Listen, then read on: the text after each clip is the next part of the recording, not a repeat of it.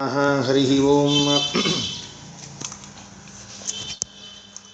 ಜಯತಿ ಹರಿರಚಿಂತ್ಯಃ ಸರ್ವದೇವೈಕವಂದ್ಯಃ ಪರಮಗುರುರಭೀಷ್ಟವಪ್ತಿದಃ ಸಜ್ಜನಾನಾಂ ನಿಖಿಲಗುಣಗಣಾರ್ಣೋ ನಿತ್ಯನಿರ್ಮುಕ್ತದೋಷಃ ಸರಸಿಜನಯನೋऽಸೌ ಶ್ರೀಪತಿರ್ಮಾನದೋ ನಃ ಅಶೇಷವಾಗ್ಜಾಡ್ಯಮಲಾಪಹಂತ್ರಿ ನವಂ ನವಂ ಸ್ಪಷ್ಟಸುವಾಕ್ಪ್ರದಾಯಿನಿ ಮಮೇಹ ಜಿಹ್ವಾಗ್ರಸುರಂಗನರ್ತಕೀ ಭವಪ್ರಸನ್ನಾ ವದನೆ ಚ ಮೇ ಶ್ರೀಃ ವ್ಯಾಪ್ತಿರ್ಯಸ್ಯ ನಿಜೇ ನಿಜೇನ ಮಹಸಾ ಪಕ್ಷೇ ಸಪಕ್ಷೇ ಸ್ಥಿತಿಃ ವ್ಯಾವೃತ್ತಿಶ್ಚ ವಿಪಕ್ಷತೋತ ವಿಷಯೇ ಸಕ್ತಿರ್ನ ವೈ ಬಾಧಿತೆ ನೈವಾಸ್ತಿ ಪ್ರತಿಪಕ್ಷಯುಕ್ತಿರತುಲಂ ಶುದ್ಧಂ ಪ್ರಮಾಣಂ ಸಮೇ ಭೂಯಾತ್ ತತ್ವವಿನಿರ್ಣಯಾಯ ಭಗವಾನ್ ಆನಂದತೀರ್ಥೋ ಮುನಿಃ ವಾಣಿತೆ ಕರವಾಣ್ಯಂಬ ಚರಣೋ ಹೃದಯ ಸರ್ವದಾ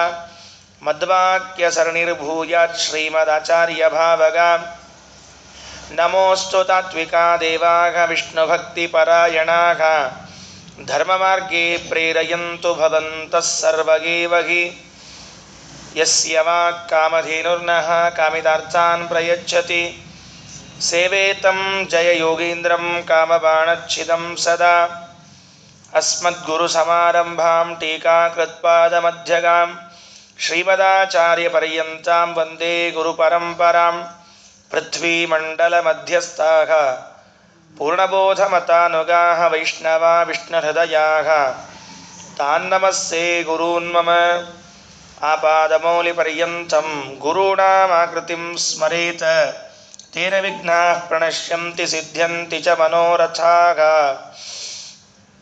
ತಮೋನುದಾನಂದಮವಾಪಲೋಕಸ್ತತ್ವಪ್ರದೀಪಾಕೃತಿಗೋ ಗಣೇನ ಯದಾಸ್ಯ ಶೀತಾಂಶುಭುವಾ ಗುರುಂಸ್ತಾನ್ ತ್ರಿವಿಕ್ರಮಾರ್ಯಾನ್ ಪ್ರಣಮಾಮಿ ವರ್ಯಾನ್ ಸಂಸಾರೋತ್ತಾಪನಿತ್ಯೋಪಶಮದ ಸದಯ ಸ್ನೇಹಕಾಸಾಂಬುಪೂರ ಪ್ರೋದ್ಯದ್ವಿದ್ಯಾನವದ್ಯದ್ಯುಟಿಮಣಿಕಿರಣಶ್ರೇಣಿ ಸಂಪೂರಿತಾಶಕ ಶ್ರೀವತ್ಸಾಂಕಾದಿವಾಸೋಚಿತತರ ಸರಳ ಶ್ರೀಮದಾನಂದತೀರ್ಥ ಕ್ಷೀರಾಂಬೋಧಿರ್ವಿಭಿಂದ್ಯಾತ್ ಭವದನಭಿಮತಂ ಭೂರಿ ಮೇ ಭೂತಿಹೇತುಃ. ಸ್ವಸ್ತಿಯಸ್ತು. ಜಗತ್ತಿನ ಮಹಾಶಕ್ತಿಯಾಗಿರುವಂತಹ ವಾಯುದೇವರ ಗುಣಗಳ ಚಿಂತನೆಯನ್ನು ಪಂಡಿತಾಚಾರ್ಯರು ವಿವಿಧ ಮುಖಗಳಿಂದ ಮಾಡ್ತಾ ಬರ್ತಾ ಇದ್ದಾರೆ. ಭಗವಂತನ ಅನಂತರದಲ್ಲಿ ಇನ್ಯಾರನ್ನಾದರೂ ಸರ್ವಸಮರ್ಥ ಸರ್ವಶಕ್ತ ಅಂತ ಕರೆಯೋದಾಗಿದ್ದರೆ ವಾಯುದೇವರನ್ನು ಮಾತ್ರ ಕರೆಯೋದು. ವಾಯುದೇವರನ್ನು ಹೊರತುಪಡಿಸಿ ಇನ್ನುಳಿದ ಯಾರನ್ನೂ ಕೂಡ ಸರ್ವಸಮರ್ಥನೆಂದಾಗಲಿ ಸರ್ವಶಕ್ತನೆಂದಾಗಲಿ ಕರೀಲಿಕ್ಕೆ ಅವಕಾಶ ಇಲ್ಲ. ಶಾಸ್ತ್ರ ಅವಕಾಶವನ್ನು ನೀಡಿಲ್ಲ. ವಾಯುದೇವರ ಗುಣಗಳು ಭಗವಂತನಿಂದ ಅಭಿವ್ಯಕ್ತವಾಗ್ತಕ್ಕಂಥದ್ದಾಗಿವೆ. ವಾಯುದೇವರು ಭಗವಂತನ ಮೊದಲನೇ ಪ್ರತಿಬಿಂಬರಾಗಿದ್ದಾರೆ. ಇದು ಎಲ್ಲಕ್ಕಿಂತ ಹೆಚ್ಚಳ ಹೆಗ್ಗಳಿಕೆ ವಾಯುದೇವರಲ್ಲಿರ್ತಕ್ಕಂಥದ್ದು. ನಾವೆಲ್ಲರೂ ಭಗವಂತನ ಪ್ರತಿಬಿಂಬ ಹೌದು, ಅಲ್ಲ ಅಂತಲ್ಲ. ಆದರೆ ಎಷ್ಟನೇ ಪ್ರತಿಬಿಂಬ ಗೊತ್ತಿಲ್ಲ. ನಾವು ದೇವರ ಪ್ರತಿಬಿಂಬ ಹೌದು. ಈಗ ನೇರವಾಗಿ ಕನ್ನಡಿಯಲ್ಲಿ ನೋಡಿಕೊಳ್ಳೋದು ಮೊದಲನೇ ಪ್ರತಿಬಿಂಬ. ಆ ಕನ್ನಡಿಯಲ್ಲಿ ಬಿದ್ದದ್ದನ್ನು ಇನ್ನೊಂದು ಕನ್ನಡಿಯಲ್ಲಿ ನೋಡೋದು ಎರಡನೇ ಪ್ರತಿಬಿಂಬ. ಆ ಕನ್ನಡಿಯಲ್ಲಿ ಬಿದ್ದದ್ದನ್ನು ಮತ್ತೊಂದು ಕನ್ನಡಿಯಲ್ಲಿ ನೋಡಿದರೆ ಮೂರನೇ ಪ್ರತಿಬಿಂಬ. ಹೀಗೆ 10 ಕನ್ನಡಿಗಳು ದಾಟಿದಾಗಲೂ ಕಾಣಿಸುವಂತಹ ಬಿಂಬ ಅದು ಬಿಂಬವೇ ಆದರೂ ಎಷ್ಟನೇ ಪ್ರತಿಬಿಂಬವೋ ಗೊತ್ತಿಲ್ಲ ನಾವು ಅದಕ್ಕಾಗಿರುವಂತಹದ್ದು. ಹೀಗೆ ವಾಯುದೇವರ ಪ್ರಸಂಗ ಇಲ್ಲ. ಮೊದಲ ಭಗವಂತನಿಗೆ ಪ್ರತಿಬಿಂಬರಾಗಿ ನಿಲ್ಲುವಂತಹ ದೊಡ್ಡದಾದ ಭಾಗ್ಯ ವಾಯುದೇವರಲ್ಲಿ ಇದೆ. ನೆನಪಿಟ್ಟುಕೊಳ್ರಿ, ಯಾವಾಗಲೂ ಏನು ಅಂದರೆ ಮೊದಲನೇ ಪ್ರತಿಬಿಂಬ ಎಷ್ಟು ಚೆಂದಾಗಿ ಕಾಣ್ತದಲ್ಲ ಅಷ್ಟು ಮುಂದಿನ ಪ್ರತಿಬಿಂಬಗಳು ಚೆಂದಾಗಿ ಕಾಣೋದಿಲ್ಲ. ಯಾಕೆ ಅಂದರೆ ಅಸ್ಪಷ್ಟ ಆಗ್ತಾ ಹೋಗ್ತದೆ, ಮಸುಕು ಆಗ್ತಾ ಹೋಗ್ತದೆ. ನೀವು ಕನ್ನಡಿಯಲ್ಲಿ ಇದನ್ನು ಪರೀಕ್ಷೆ ಮಾಡಿ ನೋಡಬಹುದು. ಮೊದಲನೇ ಪ್ರತಿಬಿಂಬ ಎಷ್ಟು ಚೆಂದಾಗಿ ಬಂದಿರ್ತದೆ, ಮುಂದಿನ ಪ್ರತಿಬಿಂಬಗಳೆಲ್ಲ ಅಷ್ಟು ಸುಂದರವಾಗಿ ಬರಬೇಕು ಅಂತೇನು ನಿಯಮ ಇಲ್ಲ. ವಾಯುದೇವರಲ್ಲಿ ಭಗವಂತನಲ್ಲಿ ಇದ್ದ ಅನೇಕ ಅಪೂರ್ವವಾದ ಗುಣಗಳ ಅಭಿವ್ಯಕ್ತಿ ಆಗ್ತಾ ಇದೆ. ಅಂತಹ ಅನೇಕ ಗುಣಗಳಿಂದ ತುಂಬಿರುವಂತಹ ವಾಯುದೇವರ ಸ್ತೋತ್ರವನ್ನು ಪಂಡಿತಾಚಾರ್ಯರು ಮಾಡ್ತಾ ನಿನ್ನೆ ಪ್ರಸಂಗದಲ್ಲಿ ಕೇಳ್ತಾ ಇದ್ದೆವು. ವಾಯುದೇವರನ್ನ ಕ್ಷೀರಸಾಗರ ಅಂತ ಕರೀತಾರೆ. ಆ ಕ್ಷೀರಸಾಗರದಲ್ಲಿ ಆ ಹರಿಯುವ ಹಾಲು, ಇರುವ ಹಾಲು ಯಾವುದು ಅಂತ ಕೇಳಿದರೆ ಅದಕ್ಕಂತಾರೆ ಸ್ನೇಹ ಹಾಸಾಂಬುಪೂರ. ಸ್ನೇಹ ಹಾಸವೆಂಬುವಂತಹದ್ದೇ ಅಂಬುಪೂರ.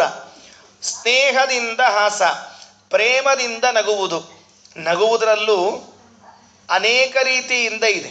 ನಾವೆಲ್ಲ ಹೆಂಗೆ ನಗ್ತಿರ್ತೀವಿ ಕೆಲವೊಂದು ಅಂದರೆ ಕೃತಕವಾಗಿ ಕಪಟವಾಗಿ ನಗ್ತಿರ್ತೀವಂತೆ. ಕೆಲವರು ನಗುಗಳು ನೋಡ್ತಿರ್ಬೇಕು, ಹೀ ಹೀ ಹೀ ಹೀ ಅಂತ ನಗ್ತಿರ್ತಾರೆ. ಅದರಲ್ಲೇ ಇರೋದಿಲ್ಲ. ಯಾಕೆ ಅಂದರೆ ಪ್ರಾಮಾಣಿಕತೆ ಇದ್ದರೆ ನಗು ಬರುವುದೇ ಬೇರೆ ಇರ್ತದೆ. ಮಕ್ಕಳು ನಗ್ತಿರ್ತಾರಲ್ಲ, ಅದು ನಿಷ್ಕಲ್ಮಶವಾದ ನಗು ಅಂತ ಕರೀತಾರೆ. ನಾವು ದೊಡ್ಡವರಾದ್ಮೇಲೆ ನಗ್ತಿರ್ತೀವಲ್ಲ, ಬಿಡೇಕ್ ಬಿದ್ದು ನಗೋದು ಅಂತ ಇರ್ತದೆ ಕೆಲವೊಮ್ಮೆ. ಅವ್ರು ಅಂದ್ಬಿಟ್ಟಾರ, ಇನ್ನೇನು ಮಾಡಬೇಕು, ನಗದೇ ಇದ್ರೆ ಹೆಂಗ ಅಂತ ಹೇಳಿ. ಇವು ನಗೋದ ಒಂದು ಕ್ಯಾಟಗರಿ ಅದ ಅಂತ್ರಿ. ಯಾರೋ ಒಬ್ರು ಸಂಶೋಧನೆ ಮಾಡ್ಯಾರ. ಅಮೇರಿಕಾದವ್ರು ಹೆಂಗೆ ನಗುತ್ತಾರ, ಇಂಗ್ಲೆಂಡ್ನವ್ರು ಹೆಂಗೆ ನಗುತ್ತಾರ, ಇರಾನ್ನವ್ರು ಹೆಂಗೆ ನಗುತ್ತಾರ ಅಂತ ಅದಕ್ಕೊಂದು ಕ್ಯಾಟಗರಿನೇ ಅವ ಅಂತ. ಅವ್ರವ್ರು ನಗೋದೇ ಇರ್ತಂತ. ಯಾರಾದರೂ ಜೋಕ್ ಹೇಳಿದ್ರೆ ಪಾಪ ಇಂಗ್ಲೆಂಡ್ನವರು ಫಸ್ಟ್ ಒಂದು ಸರ್ತಿ ನಗ್ಬಿಡ್ತಾರಂತ. ಅದು ಸೌಜನ್ಯ. ಅವನು ಜೋಕ್ ಹೇಳಿ ಅನ್ನೋದಕ್ಕೆ ನಗಬೇಕು ಅಂತ ಒಂದು ನಗ್ಬಿಡ್ತಾರಂತ. ಆಮೇಲೆ ಮನೆಗೆ ಹೋದ್ಮೇಲೆ ಇನ್ನೊಂದ್ಸಲ ನಗ್ತಾರಂತೆ. ಯಾಕಂದ್ರೆ ಅವಾಗ ಅರ್ಥ ಆಗಿರ್ತಂತ ಅವ್ರಿಗೆ. ಅವಾಗ ನಗೋದು ಅಂತ ಇಂಗ್ಲೆಂಡ್ನವ್ರು ನಗು ಅಂತ. ಅದೊಂದೇನೋ ವಿಚಿತ್ರ ನಗು ಇರ್ತದೆ. ಈ ಇರಾನ್ನವ್ರಿಗೇನಾದ್ರೂ ಇರಾನ್ ಇವರಿದ್ದಾರಲ್ಲ, ಅವ್ರಿಗೆ ನೀವು ಹೇಳಿಬಿಟ್ರೆ ಅವರು ನಗೋದೇ ಇಲ್ಲ. ಇದೆಲ್ಲ ಹಳಿ ಜೋಕ್, ಸುಮ್ಕೂಡು ಅಂತ ಮತ್ತೆ ಹಿಂಗೆ ಬೈಯೋ ಉಲ್ಟಾ ಇದ್ದಾರಂತ. ಅವ್ರು ಅಂಥವ್ರು ಇದ್ದಾರಂತ. ಪಾಪ ಈ ಅಮೇರಿಕಾದವ್ರು ಹೇಳಿದ ಕೂಡಲೇ ಅರ್ಥ ಆಗ್ತದೆ, ಆವಾಗ ನಗೋರು ಇದ್ದಾರಂತ. ಭಾರತದವ್ರು ನಗೋರು ಇದ್ದಿದ್ದೇ ಇಲ್ಲ ಅಂತ ಮೊದಲಿನ ಒಂದು ಕಾಲಕ್ಕೆ. ಈಗೆಲ್ಲ ನಗ್ಲಿಕ್ಕೆ ಶುರು ಮಾಡ್ಯಾರಂತ. ಈಗೆಲ್ಲ ತಮಾಷೆ ಮಾಡ್ತಿರ್ತಾರೆ. ನಿಷ್ಕಲ್ಮಶವಾದ ನಗು ಏನಿದೆಯಲ್ಲ, ಅದು ಮಕ್ಕಳಲ್ಲಿ ಸಿಗುವಂಥದ್ದು.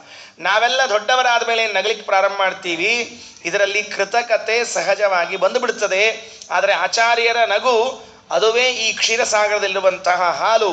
ಸ್ನೇಹ ಹಾಸಾಂಬುಪೂರ ಪ್ರೋದ್ಯತ್ ವಿದ್ಯಾನ ವದ್ಯತ್ ದ್ಯುತಿಮಣಿ ಕಿರಣ ಶ್ರೇಣಿ ಸಂಪೂರಿತಾಶಃ. ಆಚಾರ್ಯರಲ್ಲಿರುವಂತಹ ವಿದ್ಯೆ ಇದೆಯಲ್ಲ, ಅದೇ ದೊಡ್ಡ ಮಣಿಗಳಂತೆ. ಯಾಕೆಂದರೆ ಕ್ಷೀರಸಾಗರದಲ್ಲಿ ಮಣಿಗಳೆಲ್ಲ ಬಂದವು. ನಾವೆಲ್ಲ ಕ್ಷೀರಸಾಗರ ಮಥನ ಮಾಡಿದಾಗ ಏನೇನು ಬಂತು ಅಂತ ಅರ್ಥ ಮಾಡಿಕೊಳ್ತಾ ಬರಬೇಕು. ಬಹಳ ವಿಚಿತ್ರ ಇದೆ. ಏನೇನು ಬಂತು? ಅದರಿಂದ ಲಕ್ಷ್ಮೀದೇವಿ ಬಂದಳು, ಅದರಲ್ಲಿ ಭಗವಂತ ವಾಸ ಮಾಡಿದ, ಅದರಿಂದ ಮಣಿಗಳೆಲ್ಲ ಬಂದವು. ಅದಕ್ಕೆ ಹೇಳ್ತಾರೆ ಆಚಾರ್ಯರಲ್ಲಿ ಏನೇನಾಯಿತು ಅಂತ ಹೇಳ್ತಾರೆ. ಅವತ್ತು ಕ್ಷೀರಸಾಗರ ಮಥನ ಮಾಡಿದಾಗ ವಿಷ ಬಂತಂತೆ. ಆದರೆ ಸುದೈವಕ್ಕೆ ಆಚಾರ್ಯರೆಂಬ ಕ್ಷೀರಸಾಗರದಲ್ಲಿ ವಿಷ ಇಲ್ಲ. ಹೀಗಾಗಿ ಆ ಕ್ಷೀರಸಾಗರಕ್ಕಿಂತಲೂ ಆಚಾರ್ಯರೆಂಬ ಕ್ಷೀರಸಾಗರ ಶ್ರೇಷ್ಠ. ಯಾಕೆಂದರೆ ಆ ಕ್ಷೀರಸಾಗರ ಮಥನ ಮಾಡಿದಾಗ ಬಂದದ್ದೇ ವಿಷ ಮೊದಲು. ಎಲ್ಲರೂ ಗಾಬರಿ ಆದರು. ಯಾರು ಕುಡಿಬೇಕು, ಯಾರು ಬಿಡಬೇಕು ಅಂತ ಯಾರಿಗೂ ತೋಚಲಿಲ್ಲ. ಕೊನೆಗೆ ವಾಯುದೇವರೇ ಪಾನ ಮಾಡಿದರು, ಅದನ್ನು ಪರಿಹಾರ ಮಾಡಿದರು. ಆದರೆ ಶ್ರೀಮದಾಚಾರ್ಯರೆಂಬ ಕ್ಷೀರಸಾಗರದಲ್ಲಿ ವಿಷದ ಪ್ರಸಕ್ತಿಯೇ ಇಲ್ಲ. ಆದರೆ ಆ ಆಚಾರ್ಯರ ಹಾಸವೆಂಬ ಹಾಲು, ಕ್ಷೀರ ಏನಿದೆ, ಇದು ನಮ್ಮ ನಿತ್ಯದ ತಾಪಗಳನ್ನು ಪರಿಹಾರ ಮಾಡ್ತದೆ ಅಂತ ಹೇಳ್ತಾರೆ. ಸಂಸಾರೋ ಉತ್ತಾಪ ನಿತ್ಯೋಪಶಮ ಸದಯ ಸ್ನೇಹ ಹಾಸಾಂಬುಪೂರ. ನಮಗೇನು ತಾಪಗಳು ಬರ್ತಾ ಇದೆ ಸಂಸಾರದಲ್ಲಿ, ಇದನ್ನೆಲ್ಲವನ್ನ ಪರಿಹಾರ ಮಾಡಲಿಕ್ಕೆ ಸಮರ್ಥವಾದದ್ದು ಯಾವುದು ಅಂತ ಕೇಳಿದ್ರೆ ಆಚಾರ್ಯರ ಒಂದು ನಗು. ಮುಂದೆ ಹೇಳ್ತಾರೆ ಪಂಡಿತಾಚಾರ್ಯರು, ಆಚಾರ್ಯರ ಬಾಯಿಯಿಂದ ಒಂದು ವಾಕ್ಯವನ್ನಾದರೂ ಕೇಳೋಣ ಅಂತ ಆಸೆ ಆಗ್ತದೆ ಅಂತ ಮುಂದೆ ವಾಯುಸ್ತುತಿಯಲ್ಲಿ ಹೇಳ್ತಾರೆ. ಉದ್ಯನ್ ಮಂದಸ್ಮಿತಶ್ರೀ ಮೃದು ಮಧು ಮಧುರ ಲಾಪ ಪೀಯೂಷಧಾರ ಅಂತ ಮುಂದೆ ಹೇಳಬರಿದ್ದಾರೆ. ಇದರ ವಿವರಣೆಯನ್ನು ಅಲ್ಲಿ ಕೊಡ್ತಾರೆ. ಆಚಾರ್ಯರೆಂಬ ಕ್ಷೀರಸಾಗರ, ಅವರ ನಗು ಎಂಬುವಂತಹ ಹಾಲು, ಅವರ ವಿದ್ಯೆ ಪ್ರೋದ್ಯತ್ ವಿದ್ಯಾನ ವದ್ಯತ್ ದ್ಯುತಿ ಮಣಿ ಕಿರಣ ಶ್ರೇಣಿ ಸಂಪೂರಿತಾಶಃ. ಪ್ರಕಾಶಮಾನವಾದ ವಿದ್ಯೆಯಂತೆ ಆಚಾರ್ಯರಲ್ಲಿರುವಂತಹ ಜ್ಞಾನ ಎಂಥದ್ದಿತ್ತು, ವಿದ್ಯೆ ಎಂಥದ್ದಿತ್ತು ಅಂದರೆ ಮುಸುಕು ಹಾಕಿದ, ಕೆಸರು ಮೆತ್ತಿದ, ಬುರ್ಕಾ ಹಾಕ್ಕೊಂಡಿರುವಂತಹ ವಿದ್ಯೆ ಇರಲಿಲ್ಲ ನಮ್ಮ ಆಚಾರ್ಯರಲ್ಲಿ. ಪ್ರೋದ್ಯತ್ ವಿದ್ಯಾನ ವದ್ಯ. ಯಾರು ಪಾಠ ಹೇಳಿಕೊಟ್ರು ಆಚಾರ್ಯರಿಗೆ? ಯಾರು ಪಾಠ ಹೇಳಿಕೊಟ್ರು? ಅಚ್ಯುತ ಪ್ರೇಕ್ಷಾಚಾರ್ಯ ಪಾಠ ಹೇಳಿಕೊಟ್ಟೇ ಇಲ್ಲ. ವಾಯುದೇವರಿಗೆ ಪರಮಾತ್ಮ ಪಾಠ ಹೇಳಿಕೊಟ್ಟ ಎಂಬುದನ್ನು ಪಕ್ಕಕ್ಕಿಡೋಣ. ಯಾಕೆ ಅಂದರೆ ಅವನು ಬಿಟ್ಟರೆ ನಮಗೆ ಗತಿ ಇಲ್ಲ, ಅದರಿಂದ ಅವನನ್ನು ಬಿಟ್ಟು ಮಾತಾಡೋಣ. ವಾಯುದೇವರಿಗೆ ಯಾರು ಪಾಠ ಹೇಳಿಕೊಟ್ರು? ಯಾರ್ಯಾರು ಪಾಠ ಹೇಳಿಕೊಡಲಿಲ್ಲ.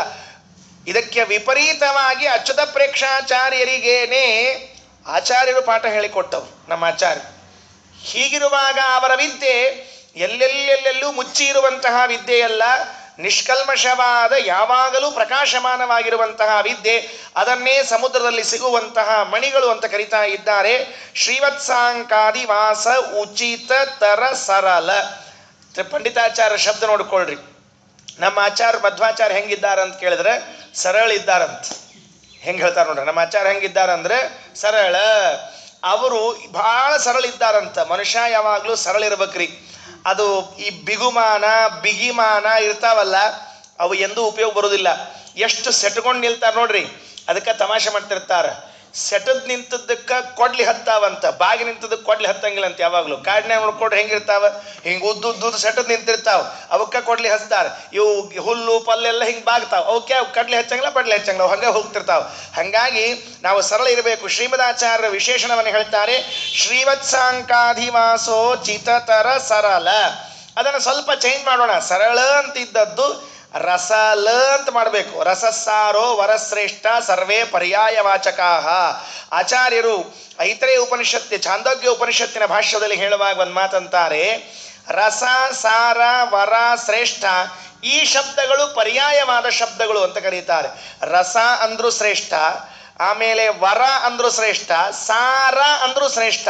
ರಸ ಸಾರ ವರ ಶ್ರೇಷ್ಠ ಇವೆಲ್ಲವೂ ಪರ್ಯಾಯವಾದ ಶಬ್ದಗಳು ಅಂತ ಹೇಳುವಾಗ, ಹಾಗಾದರೆ ಸರಳ ಅನ್ನೋ ಅಲ್ಲಿ ರಸಲ ರಸ ಸರ ಎರಡೂ ಅಷ್ಟೇ ಅರ್ಥ. ಅದರಿಂದ ಶ್ರೀಮದಾಚಾರ್ಯರ ಮನಸ್ಸು ಶ್ರೀಮದಾಚಾರ್ಯ ಎಂಬುವಂಥ ಕ್ಷೀರಸಾಗರದಲ್ಲಿ ಪರಮಾತ್ಮ ಸರಳವಾಗಿ ವಾಸ ಮಾಡ್ತಾನೆ, ಅಧಿವಾಸ ಮಾಡ್ತಾನೆ. ಶ್ರೀವತ್ಸಾಂಕ ಪರಮಾತ್ಮನ ಹೆಸರನ್ನು ಕರೀತಾರೆ. ಶ್ರೀವತ್ಸ ಅಂಕ ಅಂತೆ. ಎದೆಯಲ್ಲಿ ಯಾವಾಗಲೂ ಶ್ರೀವತ್ಸ ಚಿಹ್ನೆಯನ್ನು ಧಾರಣೆ ಮಾಡಿಕೊಂಡಿರುವಂಥವನು ಪರಮಾತ್ಮ. ವಾದಿರಾಜ ಸ್ವಾಮಿಗಳು ಲಕ್ಷ್ಮೀ ಶೋಭಾನದಲ್ಲಿ ಸರಸಭಾರತಿ ವಿಲಾಸದಲ್ಲಿ ಈ ಶ್ರೀವತ್ಸ ಚಿಹ್ನೆಯ ಮೇಲೇನೆ ಭಗವಂತನನ್ನು ನಿರ್ಧಾರ ಮಾಡ್ಲಿಕ್ಕೆ ಬರ್ತದೆ ಅಂತ ಹೇಳ್ತಾರೆ. ಉಳಿದವರು ಭಗವಂತರಲ್ಲ, ಇವನು ಮಾತ್ರ ಭಗವಂತ ಅಂತ ಹೇಳಲಿಕ್ಕೆ ನಿರ್ಧಾರ ಮಾಡಲಿಕ್ಕೆ ಬರುವಂತಹದ್ದು ಯಾವುದು ಅಂದರೆ ಅವನ ಎದೆಯಲ್ಲಿರುವಂತಹ ಶ್ರೀವತ್ಸ ಚಿಹ್ನೆ. ನೋಡಿಕೊಳ್ಳ್ರಿ, ಇತರ ದೇವತೆಗಳಲ್ಲಿ ಯಾರಿಗೂ ಇಲ್ಲ ಈ ಚಿಹ್ನೆ. ಎಲ್ಲರೂ ಬೇಕಾದರೆ ಶ್ರೀಪತಿ ಆಗಬಹುದು. ಯಾರ್ಯಾರು ಶ್ರೀಪತಿ ಆಗ್ತಾರೆ? ಯಾವ್ಯಾವ ಹೆಂಡಂದ್ರು ಗಂಡಂದ್ರನ್ನ ಆಶ್ರಯಿಸಿಕೊಂಡಾರೋ ಅವರೆಲ್ಲ ಶ್ರೀಯರು, ಅವರಿಗೆ ಪತಿಯರಿವರು ಆಗಬಹುದು. ಆದರೆ ಶ್ರೀವತ್ಸ ಚಿಹ್ನೆ ಜಗತ್ತಿನಲ್ಲಿ ಯಾರಿಗೂ ಬರಲಿಕ್ಕೆ ಸಾಧ್ಯ ಇಲ್ಲ. ಅದಕ್ಕಾಗಿ ಶ್ರೀವತ್ಸಾಂಕ ಅಧಿವಾಸ. ಅಧಿವಾಸ ಅಂದರೆ ನಿತ್ಯದಲ್ಲಿ ವಾಸ ಮಾಡ್ತಾನಂತೆ ವಾಯುದೇವರಲ್ಲಿ, ಎಂದೂ ಬಿಟ್ಟು ಹೋಗಿಲ್ಲ ವಾಯುದೇವರಿಂದ. ಆದ್ದರಿಂದ ಶ್ರೀವತ್ಸಾಂಕಾದಿವಾಸೋ ಚಿತತರ ಸರಳ ಶ್ರೀಮದಾನಂದ ತೀರ್ಥ ಕ್ಷೀರಾಂಬೋಧಿಗಿ ವಿಭಿಂದ್ಯಾತ್. ಏನು ನಾಶ ಮಾಡಿ ಹಾಕಬೇಕು? ಭವದನಭಿಮತಂ. ಅದನ್ನು ಎರಡು ರೀತಿಯಿಂದ ಬಿಡಿಸ್ತಾರೆ. ನಮಗೆ ಭವಿಷ್ಯದಲ್ಲಿ ಏನು ಅನಿಷ್ಟ ಬರೋದಿದೆ ನಮಗೆ ಗೊತ್ತಿಲ್ಲ. ಈಗೇನು ಅನಿಷ್ಟ ಆಗಿದೆ ಅಷ್ಟು ಮಾತ್ರ ಗೊತ್ತಿದೆ. ಭವತ ಭವಿಷ್ಯತ್ ಕಾಲೀನಂ ಅನಭಿಮತಂ. ಮುಂದೆ ಏನೇನೋ ಅನಭಿಮತಂ ಬಾಡಾದದ್ದೆಲ್ಲ ಬರ್ತದಂತೆ, ಅದನ್ನು ಪರಿಹಾರ ಮಾಡ್ರಿ ಅಂತ ಮೊದಲನೇದು ಕೇಳಿಕೊಳ್ತಾರೆ. ಭವದನಭಿಮತಂ ಅಥವಾ ಭವತ್ ಅನಭಿಮತಂ. ನಿಮಗೆ ಯಾವುದು ಇಷ್ಟ ಅಲ್ಲ ನಾನು ಮಾಡಬೇಕಾದದ್ದು ಅದನ್ನು ಪರಿಹಾರ ಮಾಡ್ರಿ. ವಾಯುದೇವರಲ್ಲಿ ಎರಡೂ ಕೇಳ್ಕೊಳ್ಬೇಕಂತೆ. ವಾಯುದೇವರೇ, ನನಗೆ ಭವಿಷ್ಯದಲ್ಲಿ ಯಾವುದು ಕೆಟ್ಟದ್ದಾಗುವುದಿದೆ ಅದು ಗೊತ್ತಿಲ್ಲ, ಅದನ್ನು ಪರಿಹಾರ ಮಾಡ್ರಿ ಅಂತ ಒಂದು ಪ್ರಾರ್ಥನೆ. ನಿಮ್ಮ ಮನಸ್ಸಿಗೆ ಯಾವುದು ಹಿಡಿಸುವುದಿಲ್ಲ ಅದನ್ನು ನನ್ನ ಕೈಯಿಂದ ಆಗದೇ ಇದ್ದಂತೆ ನೋಡಿಕೊಳ್ಳ್ರಿ ಅಂತ ಕೇಳಿಕೊಳ್ಳುವುದು ಎರಡನೇ ಪ್ರಾರ್ಥನೆ. ಭವದನಭಿಮತಂ ಭೂರಿಮೇ ಭೂತಿ ಹೇತು. ಅಷ್ಟೇ ಅಲ್ಲ, ನೀವು ನನ್ನ ಅಭಿವೃದ್ಧಿಗೆ ಕಾರಣೀಭೂತರು, ನಾನು ಅಭಿವೃದ್ಧನಾಗ್ತೀನಿ ಬೆಳಿತೀನಿ ಅನ್ನೋದಕ್ಕೆ ಮುಖ್ಯ ಕಾರಣ ನೀವು ಅಂತ ಪ್ರಾರ್ಥನೆಯನ್ನು ಮಾಡಿಕೊಳ್ತಾರೆ ಪಂಡಿತಾಚಾರ್ಯರು. ಹೀಗೆ ಈ ಶ್ಲೋಕದಲ್ಲಿ ಆಚಾರ್ಯರನ್ನ ಕ್ಷೀರಸಾಗರಕ್ಕೆ ವರ್ಣನೆ ಮಾಡಿ ಮುಂದೆ ಆಚಾರ್ಯರಲ್ಲಿ ಏನು ಕೇಳಿಕೊಳ್ತೀನಿ ನಾನು ಅನ್ನೋದನ್ನು ತಿಳಿಸಿಕೊಡ್ತಾರೆ. ಭಕ್ತಿಯನ್ನು ಕೇಳಿಕೊಳ್ತಾರಂತೆ. ಇದನ್ನು ಮುಂದಿನ ಶ್ಲೋಕದಲ್ಲಿ ಮತ್ತೆ ವಿಶೇಷವಾಗಿ ಹೇಳ್ತಾರೆ. ನಿರ್ವ್ಯಾಜಾಂ ನಿಶ್ಚಲಾಂ ಸದ್ಗುಣಗಣ ಬೃಹತೀಂ ಶಾಶ್ವತೀಂ ಆಶುದೇವ ಅಂತ ಮುಂದೆ ಭಕ್ತಿಯನ್ನು ಹೇಳುವರಿದ್ದಾರೆ. ಇಲ್ಲಿ ಮಾತ್ರ ಒಂದು ವ್ಯವಸ್ಥೆಯನ್ನು ಹೇಳ್ತಾರೆ. ನಾನು ಎರಡೂ ಕೈ ಜೋಡಿಸಿ ನಿಮ್ಮಲ್ಲಿ ಪ್ರಾರ್ಥನೆಯನ್ನು ಮಾಡಿಕೊಳ್ತೇನೆ, ಬೇರೆ ಏನನ್ನೂ ಕೊಡಬೇಡ್ರಿ, ನಿಮ್ಮಲ್ಲಿ ಪರಮಾತ್ಮನಲ್ಲಿ ದೃಢವಾದ ಭಕ್ತಿಯನ್ನು ಕೊಡ್ರಿ ಅಂತ ಮುಂದಿನ ಶ್ಲೋಕದಲ್ಲಿ ಹೇಳ್ತಾರೆ. ಏಳನೇ ಶ್ಲೋಕದಲ್ಲಿ ಮೂರ್ಧನ್ಯೇಶೋಂಜಲಿರ್ಮೇ ದೃಢತರ ಮಿಹತೆ ಬಧ್ಯತೆ ಬಂಧಪಾಶಚ್ಛೇತ್ರೇ ದಾತ್ರೇ ಸುಖಾನಾಂ ಭಜತಿ ಭುವಿ ಭವಿಷ್ಯತ್ ವಿಧಾತ್ರೇತ್ಯುಭರ್ತ್ರೇ ಅತ್ಯಂತಂ ಸಂತತಂ ತ್ವಂ ಪ್ರದಿಶ ಪದಯುಗೆ ಹಂತ ಸಂತಾಪ ಭಾಜಾಂ ಅಸ್ಮಾಕಂ ಭಕ್ತಿಮೇಕಾಂ ಭಗವತ ಬುತತೆ ಮಾಧವಸ್ಯಾಥ ವಾಯೋಃ. ಪಂಡಿತಾಚಾರ್ಯರ ವಾಣಿ ಸತ್ವಯುತವಾದ ವಾಣಿಯಾಗಿದೆ. ಮೂರ್ಧನಿ ಯೇಷಃ ಅಂಜಲಿರ್ಮೇ ದೃಢತರಂ ಇಹ ಬಧ್ಯತೆ. ತಲೆ ಮೇಲೆ ಎರಡೂ ಕೈಗಳನ್ನು ಎತ್ತಿ ಜೋಡಿಸಿ ಕಟ್ಟಿ ಪ್ರಾರ್ಥನೆಯನ್ನು ಮಾಡಿಕೊಳ್ತೇನೆ. ಕೈ ಜೋಡಿಸಿ ತಲೆ ಮೇಲೆ ಇಟ್ಟು ಪ್ರಾರ್ಥನೆಯನ್ನು ಮಾಡ್ತೇನೆ. ಮೂರ್ಧನ್ಯೇಶೋಂಜಲಿರ್ಮೇ ದೃಢತರಮಿಹತೆ ಬದ್ಧತೆ. ನೀವೆಂಥವರು? ಬಂಧಪಾಶ ಕ್ಷೇತ್ರೇ. ವಾಯುದೇವರಲ್ಲಿದ್ದ ಮತ್ತೊಂದು ಗುಣವನ್ನು ಹೇಳ್ತಾರೆ, ಬಂಧನವೆಂಬ ಪಾಶ ಹಗ್ಗವನ್ನ ಕ್ಷೇತ್ರೇ ಕತ್ತರಿಸೋರು. ನಮಗೇನು ಬಂಧನದ ಹಗ್ಗ ಇದೆ ಅದನ್ನ ಕತ್ತರಿಸುವ ಸಾಮರ್ಥ್ಯ ವಾಯುದೇವರಲ್ಲಿರ್ತಕ್ಕಂಥದ್ದಾಗಿದೆ. ಸುಖಾನಾಂ ದಾತ್ರೆ, ಎಲ್ಲ ತರಹದ ಸುಖಗಳನ್ನ ವಾಯುದೇವರು ಕೊಡ್ತಾ ಇದ್ದಾರೆ. ಯಾರಿಗೆ? ಭುವಿ ಭಜತಿ, ಯಾರು ನಿಮ್ಮನ್ನ ಸ್ತೋತ್ರ ಮಾಡ್ತಾರೆ, ನಿಮ್ಮ ಸೇವೆಯನ್ನ ಮಾಡ್ತಾರೆ, ಅವರಿಗೆ ಸಂಸಾರವನ್ನ ಪರಿಹಾರ ಮಾಡ್ತೀರಿ, ಸುಖವನ್ನ ಕೊಡ್ತೀರಿ. ಅಷ್ಟೇ ಅಲ್ಲ, ಭವಿಷ್ಯದ್ ವಿಧಾತ್ರೆ ದ್ಯುಭರ್ತ್ರೆ. ಭವಿಷ್ಯದ್ ವಿಧಾತ್ರ, ಮುಂದಿನ ಬ್ರಹ್ಮ ಪದವಿಗೆ ಬರುವಂಥವರು ನೀವಾಗಿದ್ದೀರಿ. ಭವಿಷ್ಯದ್ ವಿಧಾತ್ರ, ಬ್ರಹ್ಮದೇವರ ಪದವಿಗೆ ವಾಯುದೇವರು ಬರ್ತಾರೆ ಅಂತ ಹೇಳಿ ನಾವೆಲ್ಲ ಏನು ತಿಳ್ಕೊಂಡಿದ್ದೇವೆ? ಮಧ್ವಾಚಾರ್ಯ ಹೇಳ್ಯಾರ ಈ ಮಾತು. ನಮ್ಮಲ್ಲೆಲ್ಲ ಏನು ತಲೆ ಆಗದ ಗೊತ್ತೇನ್ರಿ? ಇವತ್ತೇನು ವಾಯುದೇವರಿದ್ದಾರ, ಇವ್ರು ನಾಳೆ ಬ್ರಹ್ಮದೇವರಾಗ್ತಾರ ಅನ್ನೋದನ್ನ ಮಧ್ವಾಚಾರ್ಯ ಹೇಳ್ಬಿಟ್ಟಾರ, ತಾವ್ ಹೇಳ್ಕೊಂಡಾರ. ಹಿಂಗಾಗಿ ಈ ಮಾಧ್ವರೆಲ್ಲ ಕುಣಿಲಿಕತ್ತಾರ ಅಂತ ನಮ್ಮ ಮೇಲೆ ಆರೋಪದರಿ. ವಾಲ್ಮೀಕಿಗಳು ರಾಮಾಯಣದ ಉತ್ತರಕಾಂಡದಲ್ಲಿ ಹೇಳುವಾಗ ಸೋಯಂ ನವವ್ಯಾಕರಣಾರ್ಥವೇತ್ತ ಬ್ರಹ್ಮ ಭವಿಷ್ಯತ್ಯಪಿತೆ ಪ್ರಸಾದಾತ್, ಈ ಮಾತನ್ನ ವಾಲ್ಮೀಕಿಗಳು ಉಲ್ಲೇಖ ಮಾಡುತ್ತಾರೆ. ಸೋಯಂ ನವವ್ಯಾಕರಣಾರ್ಥವೇತ್ತ, ಹನುಮಂತನ ಬಗ್ಗೆ ರಾಮನ ಮುಂದೆ ಪರಿಚಯ ಮಾಡಿಸ್ತಾ ಇದ್ದಾರೆ ಅಗಸ್ತ್ಯರು ರಾಮನಿಗೆ ಹನುಮಂತನ ಗುಣಗಳನ್ನು ಹೇಳ್ತಾ ಇದ್ದಾರಂತೆ ಉತ್ತರಕಾಂಡದಲ್ಲಿ. ಹೇಳುವಾಗ ರಾಮ ಕೇಳಿದ್ನಂತೆ, ನನ್ನ ಸೇವೆ ಮಾಡಿಬಿಟ್ಟ ಹನುಮಂತ, ಅವನ ಬಗ್ಗೆ ನನಗೇ ಏನೂ ಗೊತ್ತಿಲ್ಲ, ಪಾಪ ಸೇವಕ ಅಂತ ತಿಳ್ಕೊಂಡು ಹೇಳಿ ಅವನಿಗೆ ಇಟ್ಕೊಂಡ್ಬಿಟ್ಟೆ. ಅದಕ್ಕೆ ಪುರಂದರದಾಸರಂತಾರೆ, ಸೇವಕ ತನದ ರುಚಿ ಏನಳದೆಯೋ ಹನುಮ ಅಂತ ಕೇಳ್ತಾರೆ. ಏನ್ ಕಂಡಿಪ ನೀ ಸೇವಕತನದೊಳಗೆ? ಯಾವಾಗ್ಲೂ ಸೇವಾ ಮಾಡ್ಕೋತಾ ಇದ್ದಿ, ಒಂದ್ ದಿವಸ ಕೇಳಲಿಲ್ಲ. ಕೇಳಿದ್ರು ಒಲ್ಲೆ ಅಂತಿದ್ನೇನ್ ರಾಮ ನಿನಗ? ಕೇಳಬೇಕಾಗಿತ್ತು. ಅದಕ್ಕೆ ಪುರಂದರದಾಸರ ಅಂತಾರೆ, ಅಲ್ಲೋ ಒಂದು ಕನ್ಯಾ ತಂದು ಕೊಡು ಅಂತ ಕೇಳಬಾರ್ದಾಗಿತ್ತ, ನನಗೆ ಕೊಡ್ತಿದ್ದಿಲ್ಲ ಮದುವೆ ಮಾಡ್ಕೊಳ್ಳಿಕ್ಕೆ ಒಂದು ಕನ್ಯಾ. ನೋಡ್ರಿ, ಪ್ರಾಯಶಃ ನಾವೆಲ್ಲ ಹನುಮಂತ ದೇವರ ಬಗ್ಗೆ ಇನ್ನೂ ಕೇಳದೇ ಇರುವಂತಹ ಅಂಶಗಳು ಸಾಕಷ್ಟು ತಿಳ್ಕೊಂಡಿವಿ. ಪ್ರೇಷ್ಟೋನ ರಾಮಸ್ಯ ಬಭೂವ ತಸ್ಮಾತ್ ನರಾಮ ರಾಜ್ಯೇ ಅಸುಲಭಂಚ ಕಿಂಚಿತ್ ತಥಾಪಿ ತತ್ಪಾದ ಸೇವಾ ರತಿರೇಶನೈಚ್ಛತ ತಥಾಪಿ ಭೋಗ ನನುಸಾ ವಿರಕ್ತಿ. ಅವರು ಏನೋ ಮಾತೇ ಆಡಲಿಲ್ಲ. ಆದರೆ ನಿಮಗೊಂದು ತಮಾಷೆಯಾದ ಕಥೆ ಹೇಳಬೇಕು. ಅದು ನಾಳೆ ಮುಂದಿನ ಶ್ಲೋಕ ಬಂದಾಗ ಹೇಳ್ತೀನಿ, ನೆನಪಾದರೆ ಸರಿ, ಇಲ್ಲದೆ ಇದ್ರೆ ಈಗ ಹೇಳಿಟ್ಟಿರ್ತೀನಿ. ನಿನ್ನೆ ಒಂದು ಕಥೆ ವಾಟ್ಸಪ್ನಲ್ಲಿ ಹರಿದಾಡ್ತಾ ಇತ್ತು. ಏನು ಅಂದರೆ, ಹನುಮಂತನಿಗೆ ಮದುವೆಯಾಗಿದೆ ಅಂತ ಒಂದು ಹೊಸದಾದದ್ದನ್ನು ಸಂಶೋಧನೆ ಮಾಡಿದ್ದಾಳೆ. ಪಾಪ ಹೆಂಡತಿ ಹೆಸರು ಹೇಳ್ಯಾರ, ಸುವರ್ಚಲ ಅಂತ ಹೆಂಡತಿ ಹೆಸರಂತೆ. ನಿನ್ನೆ ನನಗೆ ರಾತ್ರಿ ಮಲಗುವಾಗ ಈ ವಾಟ್ಸಪ್ಪಲ್ಲಿ ಬಂತು, ನಾನು ನೋಡಿದೆ. ನನಗೆ ಅನ್ಕೊಂಡೆ, ಹನುಮಂತ ದೇವರೇ, ನೀವು ಒಲ್ಲೆ ಅಂದ್ರು ನಿಮ್ಮನ್ನು ಮದುವೆ ಮಾಡ್ಲಿಕ್ಕತ್ತಾರ, ನೀವು ಒಲ್ಲೆ ಅಂದ್ರು ನಿಮಗೆ ಮದುವೆ ಮಾಡ್ಲಿಕ್ಕತ್ತಾರ. ನಮ್ಮ ಆಚಾರಗಳ ಪಾಪ ಮದುವೆ ಆಗ್ಲಾರ್ದ ಕೂತಾರ, ಒಬ್ಬರು ಮಾಡ್ಲಿಕ್ಕೆ ರೆಡಿ ಆಗವಲ್ರಾಗ್ಯಾರ. ಅಷ್ಟೇ ಅಲ್ಲ, ಆ ಸುವರ್ಚಲ ಎಂಬ ಹೆಸರಿಡುವಂತಹ ಹೆಣ್ಮಗಳು ಸೂರ್ಯನ ಮಗಳು. ಅವಳಿಗೊಂದು ಗುಡಿ ಅದ ಅಂತ. ಎಲ್ಲದ ಅಂದ್ರೆ ಹೈದರಾಬಾದಿಂದ 220 ಕಿಲೋಮೀಟರ್ ಮೇಲೆ ಅದಕ್ಕೊಂದು ಗುಡಿ ಅದ. ಆಕಿಗೆ ಪೂಜಾ ನಡೀತದ, ಹನುಮಂತರ ಹೆಂಡತಿ ಅಂತ ತಿಳ್ಕೊಂಡು ಅಂತ ಅದಕ್ಕೊಂದು ದೊಡ್ಡ ಹಿಸ್ಟ್ರಿ ಕೊಟ್ಟಿದ್ದಾರೆ. ಅದನ್ನ ನಾಳೆ ಒಂದೇ ಹಂತಂ ಹನುಮಾನ್ ಎಂಬುವಲ್ಲಿ ಕಥೆ ಬರುತ್ತೆ. ಆ ವಾಯುದೇವರ ಬ್ರಹ್ಮಚರ್ಯದ ಕಥೆಯನ್ನು ಹೇಳುವಾಗ ಆ ಮಾತನ್ನು ಹೇಳ್ತೀನಿ. ವಾಲ್ಮೀಕಿಗಳು ಅಗಸ್ತ್ಯರ ಬಾಯಿಯಿಂದ ಇದರಲ್ಲಿ ಉತ್ತರಕಾಂಡದಲ್ಲಿ ರಾಮನ ಮುಂದೆ ಹನುಮನ ಗುಣಗಳನ್ನು ಹೇಳುವಾಗ ಈ ಮಾತಂತಾರೆ, ಸೋಯಂ ನವವ್ಯಾಕರಣಾರ್ಥವೇತ್ತ. 9 ವ್ಯಾಕರಣಗಳನ್ನ ಹನುಮಂತ ಬಲ್ಲವನಾಗಿದ್ದ ಅವತ್ತಿನ ಕಾಲದಲ್ಲಿ. ಇವತ್ತಲ್ಲ.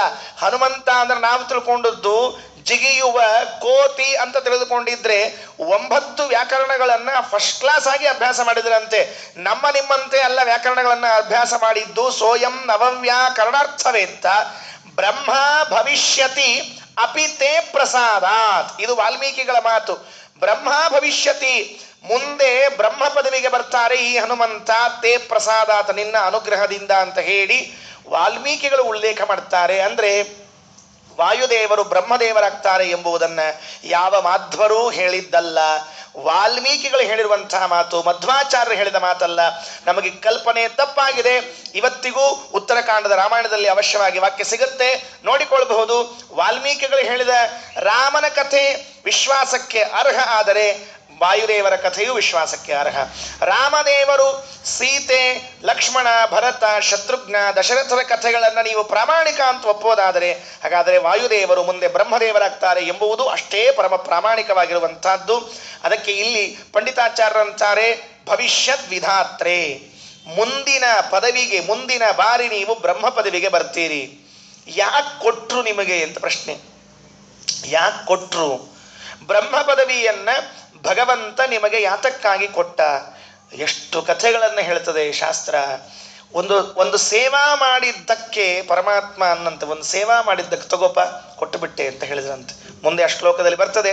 ಆ ರಾಮಾಯಣದ ಕಥೆಗಳನ್ನು, ಮಹಾಭಾರತ ಕಥೆಗಳನ್ನು ಹೇಳುವಾಗ ಹೇಳ್ತೀನಿ. ಈಗೆಲ್ಲ ಹೇಳಿಬಿಟ್ರೆ ಅಲ್ಲಿ ಉಳಿದು ಬಿಡ್ತದೆ. ಅದಕ್ಕಾಗಿ ಅವುಗಳನ್ನು ಅಲ್ಲೇ ಹೇಳಬೇಕು ಅಂತ ಇಟ್ಕೊಂಡಿದ್ದೀನಿ. ಸೀತಾ ಅನ್ವೇಷಣೆ ಮಾಡಿ ಬಂದದ್ದಕ್ಕೆ ದೇವರು ಕೊಟ್ಟ. ಏನ್ ಹನುಮಂತ ಏನ್ ಮಾಡಿದ್ದು? ಇಲ್ಲಿಂದ ಅಲ್ಲಿಗೆ ಹಾರಿದ. ಅವರ ದೃಷ್ಟಿಯಲ್ಲಿ ದೊಡ್ಡ ಕೆಲಸವೇ ಅಲ್ಲ. ಅಲ್ಲಿ ಹಾರಿ ಸೀತೆಯನ್ನ ಕಂಡು ಅವಳ ಚೂಡಾಮಣಿಯನ್ನು ತಂದು ಕೊಟ್ಟ ಭಗವಂತ. ಒಂದನ್ನ ಕೊಟ್ಟ, ಮತ್ತೊಂದು ಕೆಲಸ ಮಾಡಿದ, ಮತ್ತೊಂದನ್ನ ಕೊಟ್ಟ. ಏನು ಅದ್ಭುತ ಎಲ್ಲಾದರೂ ಹನುಮಂತ ದೇವರು ಮಾಡಿದ್ದು, ಭೀಮಸೇನ ದೇವರು ಮಾಡಿದ್ದು, ಶ್ರೀಮದಾಚಾರ್ಯರು ಮಾಡಿದ್ದು. ಅದನ್ನು ಪಂಡಿತಾಚಾರ್ಯರು ಮುಂದೆ ಹೇಳ್ತಾರೆ. ಭವಿಷ್ಯದ್ ವಿಧಾತ್ರೆ, ಬ್ರಹ್ಮ ಪದವಿಗೆ ಬರುವಂಥವರಾಗಿದ್ದಾರೆ. ನಾವೆಲ್ಲ ಹೆಮ್ಮೆ ಪಡಬೇಕು. ಇವತ್ತು ಯಾವ ಆಚಾರ್ಯರನ್ನ ನಮ್ಮ ಕುಲಗುರುಗಳು ಅಂತ ಕರಿತೀವಿ, ಯಾವ ವಾಯುದೇವರು ನಮ್ಮ ಆಚಾರ್ಯರಾಗಿದ್ದಾರೆ, ಅವರು ಮುಂದಿನ ಕಲ್ಪದ ಬ್ರಹ್ಮದೇವರಾಗುವರಿದ್ದಾರೆ. ಬ್ರಹ್ಮದೇವರು ಅಂದರೆ ಅದಕ್ಕಿಂತ ದೊಡ್ಡ ಜಾಗವೇ ಇಲ್ಲ. ಮುಗಿದೋಯ್ತು ಎಲ್ಲ ಸಾಧನೆಯ ಕೊನೆ, ಲಾಸ್ಟ್. ಅಲ್ಲಿ ಕೂತಾರ ಅಂದ್ರೆ ಮೋಕ್ಷದ ಬಾಗಿಲ ತೆಗದೇ ಇರ್ತದೆ ಯಾವಾಗಲೂ 24 ತಾಸು. ಅವರಿಗೆ ಅಧಿಕಾರ ಎಷ್ಟು ಬ್ರಹ್ಮದೇವರಿಗೆ ಅಂದರೆ, ಮನಸ್ಸು ಬಂತಲ್ಲ, ಬೇಜಾರಾಯ್ತಲ್ಲ ಈ ಸತ್ಯಲೋಕ, ಸರಳ ವೈಕುಂಠದ ಒಳಗೆ ಹೋಗ್ಬಿಡ್ಬೋದು. ಯಾರೂ ಕೇಳೋದಿಲ್ಲ ನೀವು ಯಾಕೆ ಬಂದ್ರಿ, ನಿಮಗಿನ್ನೂ ಮತ್ತೆ ಸಂಸಾರದಿಂದ ಮುಕ್ತಿ ಆಗಿಲ್ಲ, ಲಿಂಗದೇಹ ಭಂಗ ಆಗಿಲ್ಲ, ಯಾರು ಪ್ರಶ್ನೆ ಮಾಡುವರಿಲ್ಲ. ವಾಯುದೇ ನೇರವಾಗಿ ಬ್ರಹ್ಮದೇವರ ಒಳಗೆ ಹೋಗ್ತಾರೆ. ಅಲ್ಲಿ ಪರಮಾತ್ಮನ ಸನ್ನಿಧಾನದಲ್ಲಿ ಹಾಯಾಗಿ ಕೂತು, ನಮ್ಮಲ್ಲಿ ಅಂತಿರ್ತಾರೆ ನೋಡ್ರಿ, ನಿಮಗೆ ಸಾಯಂಕಾಲ ಖಾಲಿ ಇದ್ದಾಗ ನಮ್ಮನಿಗೆ ಬರೀ ಹರಟಿ ಹೊಡ್ಕೊತ್ಕೋಣ ಅಂತ ಹೇಳ್ತಾರಲ್ಲ, ಹಂಗೆ ಇವರೆಲ್ಲ ಮನೆಯಿಂದ ಇನ್ನೊಬ್ಬರ ಮನೆಗೆ ಹೋಗಿರ್ತಾರೆ ನೋಡ್ರಿ, ಬಾಗ್ಲ ತೆಕ್ಕೊಂಡು ಸುಂದರಾಬಾಯಿ ಇದ್ದೀರೇನೋ ಅಂತ ಹಿಂಗೆ ಕೇಳ್ಕೊಂಡು ಒಳಗೆ ಹೋಗಿ ಆ ಸುಂದರಾಬಾಯಿ ಇಂದ್ರಾಬಾಯಿ ಕೂತ್ಕೊಂಡು ಹರಟಿ ಹೊಡ್ತಿರ್ತಾರಲ್ಲ, ಹಂಗೆ ವಾಯು ಬ್ರಹ್ಮದೇವರು ಸರಳವಾಗಿ ಭಗವಂತನ ಮನೆಯ ಪ್ರವೇಶವನ್ನು ಮಾಡ್ತಾರೆ. ಭಗವಂತನ ಜೊತೆಗೆ ಅವ್ಯಾಹತವಾಗಿ ಮಾತಾಡ್ತಾರೆ, ಕಥೆ ಮಾಡ್ತಾರೆ. ಅವರಿಗೆ ಯಾವ ಬಾಧಕವೂ ಇಲ್ಲ. ಅಷ್ಟು ದೊಡ್ಡ ಯೋಗ್ಯತೆ ಇರುವಂಥವರು ಬ್ರಹ್ಮದೇವರು. ಜಗತ್ತಿನಲ್ಲಿ ಯಾರಿಗಾದರೂ ವರ ಬೇಕಾಗಿದ್ದರೆ ಕೇಳೋದು ಬ್ರಹ್ಮದೇವರನ್ನ, ಆಮೇಲೆ ರುದ್ರದೇವರನ್ನ. ಬಿಟ್ಟರೆ ಪಾಪಿಯನ್ನು ಉಳಿದವ್ರನ್ನ ಕೇಳಂಗಿಲ್ಲೇ ಇಲ್ಲ. ಆಮೇಲೆ ಕೆಲವರು ಕೇಳ್ಕೊಂಡಾರ್ರಿ, ಗಣಪತಿ ಹತ್ರ ಕೆಲವರು, ಪಾರ್ವತಿ ಹತ್ರ ಕೆಲವರೆಲ್ಲ ಕೇಳ್ಕೊಂಡಾರ. ಹೆಚ್ಚು ಎಲ್ಲೇ ನೋಡಿದ್ರು ಕೇಳೋರು ಯಾರ ಹತ್ರ ಅಂದರೆ ಬ್ರಹ್ಮದೇವರ ಹತ್ರ. ಅಂತಹ ಬ್ರಹ್ಮ ಪದವಿಗೆ ಏರುವಂತಹ ದೊಡ್ಡ ಸೌಭಾಗ್ಯ ನಮ್ಮ ಗುರುಗಳಾದ ವಾಯುದೇವರದ್ದಿದೆ. ಭವಿಷ್ಯತ್ ವಿಧಾತ್ರೆ ದ್ಯುಭರ್ತ್ರೆ. ಭಾರತೀ ದೇವಿಗೆ ದ್ಯು ಅಂತ ಹೆಸರಿದೆ ಅಂತೆ. ಎಂಥ ಅದ್ಭುತವಾದ ಹೆಸರು. ದ್ಯು ಅಂತ ಒಂದು ಲೋಕ. ನಮಗೇನು ಗೊತ್ತಿಲ್ಲ ಅಂದರೆ, ಭಾರತೀ ದೇವಿಯ ಹೆಸರಿನಲ್ಲಿ ಒಂದು ಲೋಕ ಇದೆ ಎಂಬುದು ಕಲ್ಪನೆ ಇಲ್ಲದೆ ಕೂತು ಬಿಟ್ಟಿದ್ದೇವೆ ನಾವೆಲ್ಲ. ನಾವು ಸತ್ಯಲೋಕದ ಹೆಸರನ್ನು ಕೇಳಿದ್ದೇವೆ, ಬ್ರಹ್ಮದೇವರ ಲೋಕ ಅಂಥೇಳಿ. ಆದರೆ ದ್ಯು ಎನ್ನುವ ಹೆಸರಿನಿಂದ ಭಾರತೀ ದೇವಿ ಆ ಲೋಕದಲ್ಲಿ ಇದ್ದಾಳೆ. ಅವಳ ಹೆಸರೇ ದ್ಯು, ದ್ಯುಲೋಕ. ಅಲ್ಲಿ ವಾಯುದೇವರಿದ್ದಾರೆ. ಇಲ್ಲಿ ಮೋಕ್ಷದ ಸಾಧನೆ ಮಾಡಿಕೊಂಡ ಜೀವ ತನ್ನ ಚರಮದೇಹದಿಂದ ಜೀವವನ್ನು ಬಿಟ್ಟಾಗ ಮೇಲೆ ಮೇಲೆ ಹೋಗ್ತಾ ಇರುವಾಗ ಈ ಲೋಕಕ್ಕೆ ಬರಬೇಕಂತೆ.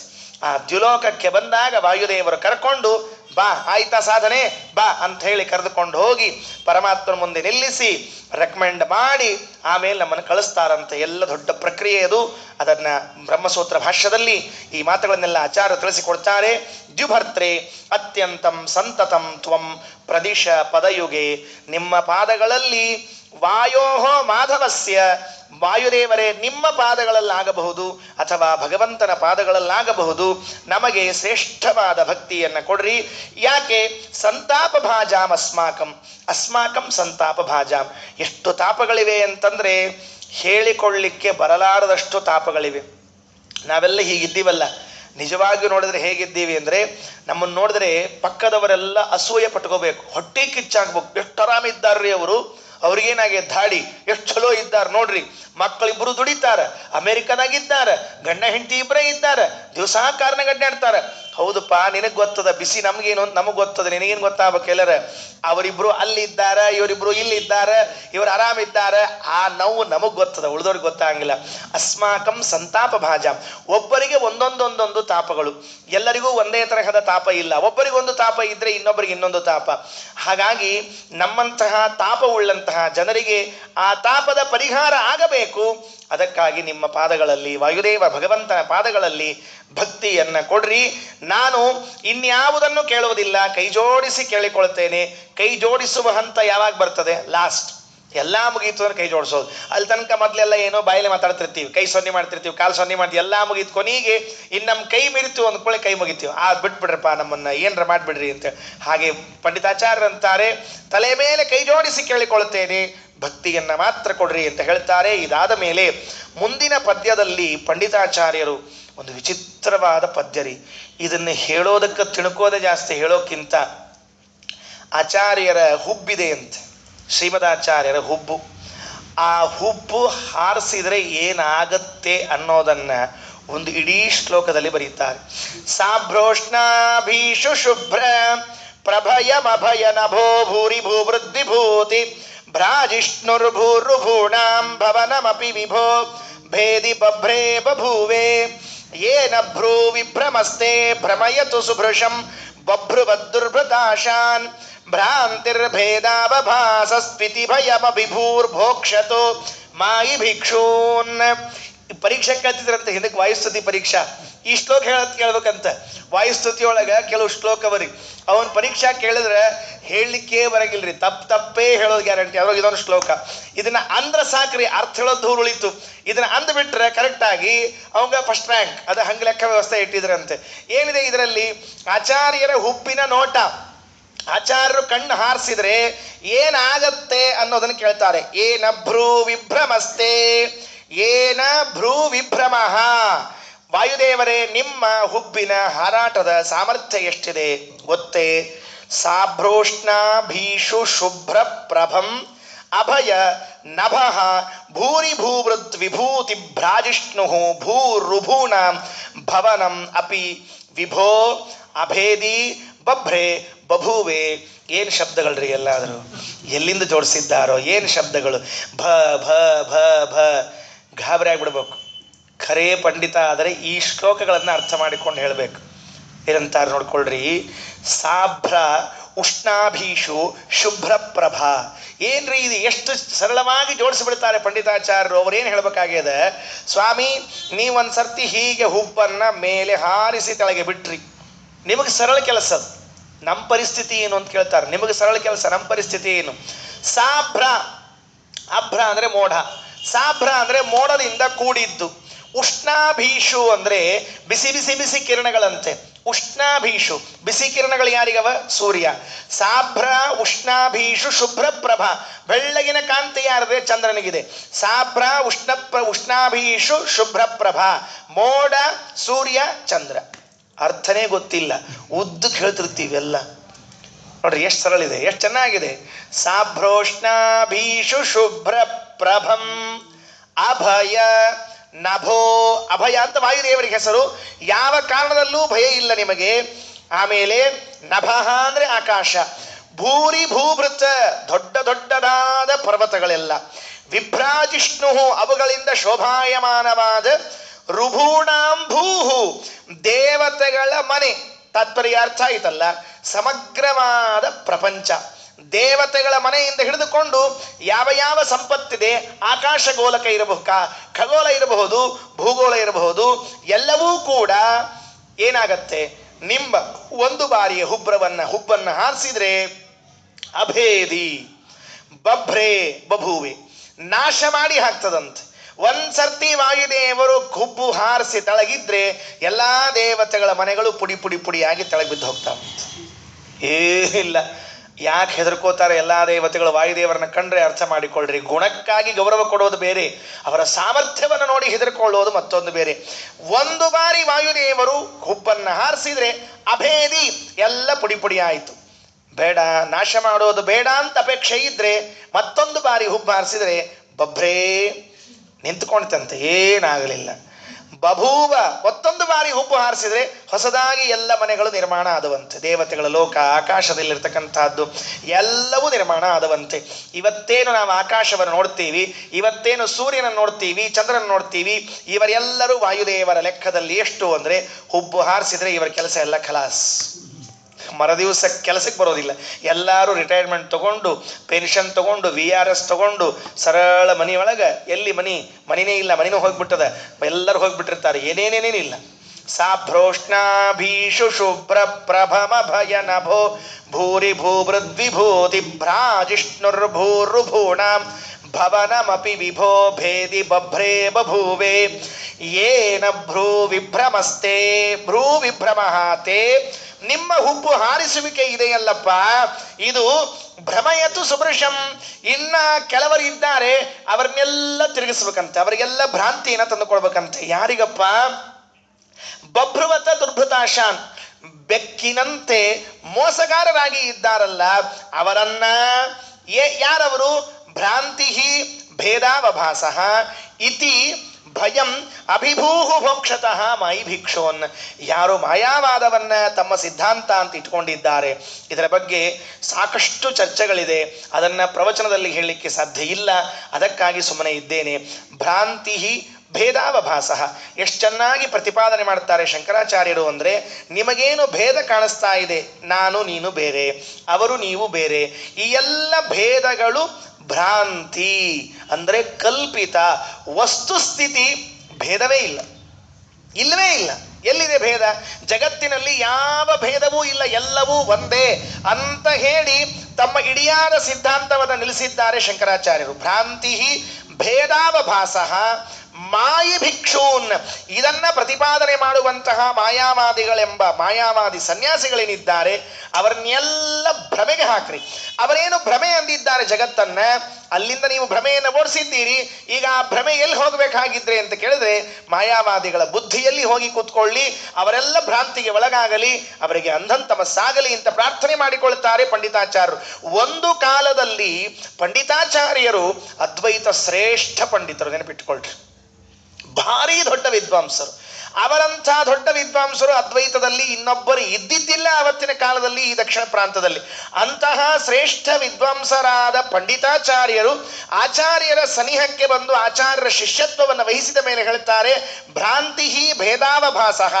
ಈ ಭ್ರಾಂತಿ ಇದು ಮೋಸ, ಅದು ಕಲ್ಪಿತ, ಅದಕ್ಕೇನಿಲ್ಲ ಅಂತ ಹೇಳುವಂತಹ ಮಾಯಾವಾದಿಗಳೆಂಬ ಅವರಿಗೆ ಸಹನ ಆಗೋದಿಲ್ಲ. ಬಭ್ರುವತ್ ದುರ್ಭೃತಾಶ, ಬೆಕ್ಕಿನಂತೆ ಹೊಂಚಾಕ್ತಾರಂತವರೆಲ್ಲ. ಬೆಕ್ಕು ಹೇಗೆ ಮೋಸ ಮಾಡುತ್ತೆ ನೋಡ್ರಿ, ಪಾಪ ಮನೆಯಲ್ಲೇ ಇಟ್ಕೊಂಡಿರ್ತೀವಿ ಬೆಕ್ಕಿನ, ಅದೇನು ಮಾಡ್ತದೆ, ನಮ್ಮ ಮುಂದೆ ಕೂತಿರ್ತದೆ. ಅಯ್ಯೋ ಎಷ್ಟು ಸತ್ಯ ಅದ ಪಾಪ ಬೆಕ್ಕು, ಅದು ಬಿಟ್ಟು ಹೋಗ್ರಿ, ಒಂದು ನಿಮಿಷದಾಗ ಹಾಲು ಕುಡಿದು ಮತ್ತೆ ಅಲ್ಲೇ ಕೂತಿರ್ತದೆ, ಗೊತ್ತೇ ಆಗಂಗಿಲ್ಲ. ಕೆಲವೊಬ್ಬರು ತಮಾಷೆ ಮಾಡ್ತಿರ್ತಾರೆ, ಏನು ಅಂದರೆ ಕಣ್ಮುಚ್ಚಿ ಹಾಲು ಕುಡಿತದೆ ಅಂತ ಬೆಕ್ಕು. ಭಾರಿ ಬುದ್ಧಿವಂತರಿ, ಅದರ ಬುದ್ಧಿವಂತಿಕೆ ಎಷ್ಟಿದೆ ಹೇಳಿ ನೋಡಂತ. ಕಣ್ಮುಚ್ಚಿ ಯಾಕೆ ಕುಡಿಬೇಕು ಹೇಳ್ರಿ ನೋಡಂತ. ನಮಗೆಲ್ಲ ಅದರ ಐಡಿಯಾ, ಅದ ಕಥೆ ಗೊತ್ತದ ನಮಗೇನು. ಅದು ಬೆಕ್ಕು ಕಣ್ಣು ಮುಚ್ಚಿ ಯಾಕೆ ಹಾಲು ಕುಡಿಯುತ್ತೆ, ಯಾಕೆ ಹಾಲು ಕುಡಿಯುತ್ತೆ ಅಂತ ಕೇಳಿದ್ರೆ, ಕಣ್ಣು ಮುಚ್ಚಿ ಬಿಟ್ರೆ ಯಾರೂ ಇಲ್ಲೇ ಇಲ್ಲ, ನಾವೊಬ್ಬರೇ ನೋಡ್ರಿ ಹಾಲು ಕುಡಿಬೋದು. ಈಗ ಏನು ಸಮಸ್ಯೆ ಇಲ್ಲ. ಈ ಕಣ್ಣು ತೆಗೆದಿದ್ರೆ ಎಲ್ಲರೂ ಕಾಣಿಸ್ತಿರ್ತಾರೆ, ಕಣ್ಣು ತೆಗೆದು ಎಲ್ಲರೂ ಕಾಣಿಸ್ತಿರ್ತಾರೆ. ಕಣ್ಣು ಮುಚ್ಚಿಬಿಟ್ರೆ ಯಾರು ಇಲ್ಲೇ ಇಲ್ಲ, ಒಬ್ಬರೇ. ಇದು ಅದ್ವೈತಿಗಳ ಸಿದ್ಧಾಂತ ಅಂತ ನೆನ್ಪಿಟ್ಕೊಳ್ರಿ. ಅದ್ವೈತಿಗಳು ಮಾಡಿದ್ದೇನು ಅಂದರೆ, ನಾವೊಬ್ಬರೇ ಇರೋದು, ಯಾರಿಲ್ಲೇ ಇಲ್ಲ. ಅಂದ್ರೆ ನೀವೆಲ್ಲ ಬೆಕ್ಕಿನ ಪೈಕಿ ಅಂದ್ರೆ ಪಂಡಿತಾಚಾರ್ಯ ನೀವೆಲ್ಲ ಬೆಕ್ಕಿನ ಪೈಕಿ ಹಂಗಾರೆ. ಯಾಕಂದ್ರೆ ಬೆಕ್ಕು ಕಣ್ಣು ಮುಚ್ಚಿಬಿಡ್ತದೆ, ಕಣ್ಣು ಮುಚ್ಚಿತು ಅಂದ್ರೆ ಯಾರು ಕಾಣಿಸೋದಿಲ್ಲ, ಆರಾಮವಾಗಿ ಹಾಲು ಕುಡಿಬಹುದು ಅಂತ. ಈಗೇನೋ ಆರಾಮ್ ಹಾಲು ಕುಡಿದಿರ್ತದೆ, ಮುಂದೆ ಬಂದು ಮಲ್ಕೊಂಡಿರ್ತಲ್ಲ ಅವ ಒದಕಿ ತಿಂತದ್ರಿ ಅದು.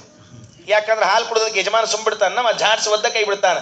ಹಂಗ ಈ ಅದ್ವೈತಿಗಳೆಂಬ ಮಾಯಾವಾದಿಗಳೆಂಬುವಂಥವರೇನಿದ್ದಾರೆ, ಭ್ರಾಂತಿ ಭೇದಾವಭಾಸ, ಭ್ರಾಂತಿ ಇಲ್ಲವೇ ಇಲ್ಲ. ಇನ್ನೊಂದಿದೆಯಂತೆ, ಈ ಮರಳುಗಾಡಿನಲ್ಲಿ ಇರುವಂತಹ ಒಂದು ಪ್ರಾಣಿ, ಅದು ಯಾರಾದ್ರೂ ಹಿಂದೆ ಬೆನ್ನಹತ್ತಿಕೊಂಡು ಬಂದ್ರೆ, ಶತ್ರುಗಳು ಬಂದ್ರೆ ಏನ್ ಮಾಡ್ತದೆ ಗೊತ್ತಾ, ಅದು ತಪ್ಪಿಸ್ಕೊಂಡು ಹೋಗೋದಿಲ್ವಂತೆ, ತನ್ನ ತಲೆಯನ್ನಷ್ಟು ಉಸುಕಿನಲ್ಲಿ ಮುಚ್ಚಿಟ್ಬಿಡ್ತದಂತೆ. ಮುಚ್ಚಿಟ್ಟು ವಿಚಾರ ಮಾಡ್ತದಂತ. ನೋಡಿದ್ರ ನಾ ಅಂತೂ ಯಾರಿಗೂ ಕಾಣಿಸೋದೇ ಇಲ್ಲ, ಬೇಕಾದವ್ ಬರಲಿ ನನ್ನ ಮೇಲೆ ಅಟ್ಯಾಕ್ ಮಾಡಲಿ ಅಂತದ. ತಲೆ ಒಳಗೆ ಹೋದ್ರೆ ಹಿಂದಿಂದ ಮ್ಯಾಲೆ ಇದ್ದೇ ಇರ್ತದೆ, ಅದೆಲ್ಲ ಹೋಗ್ಬೇಕು.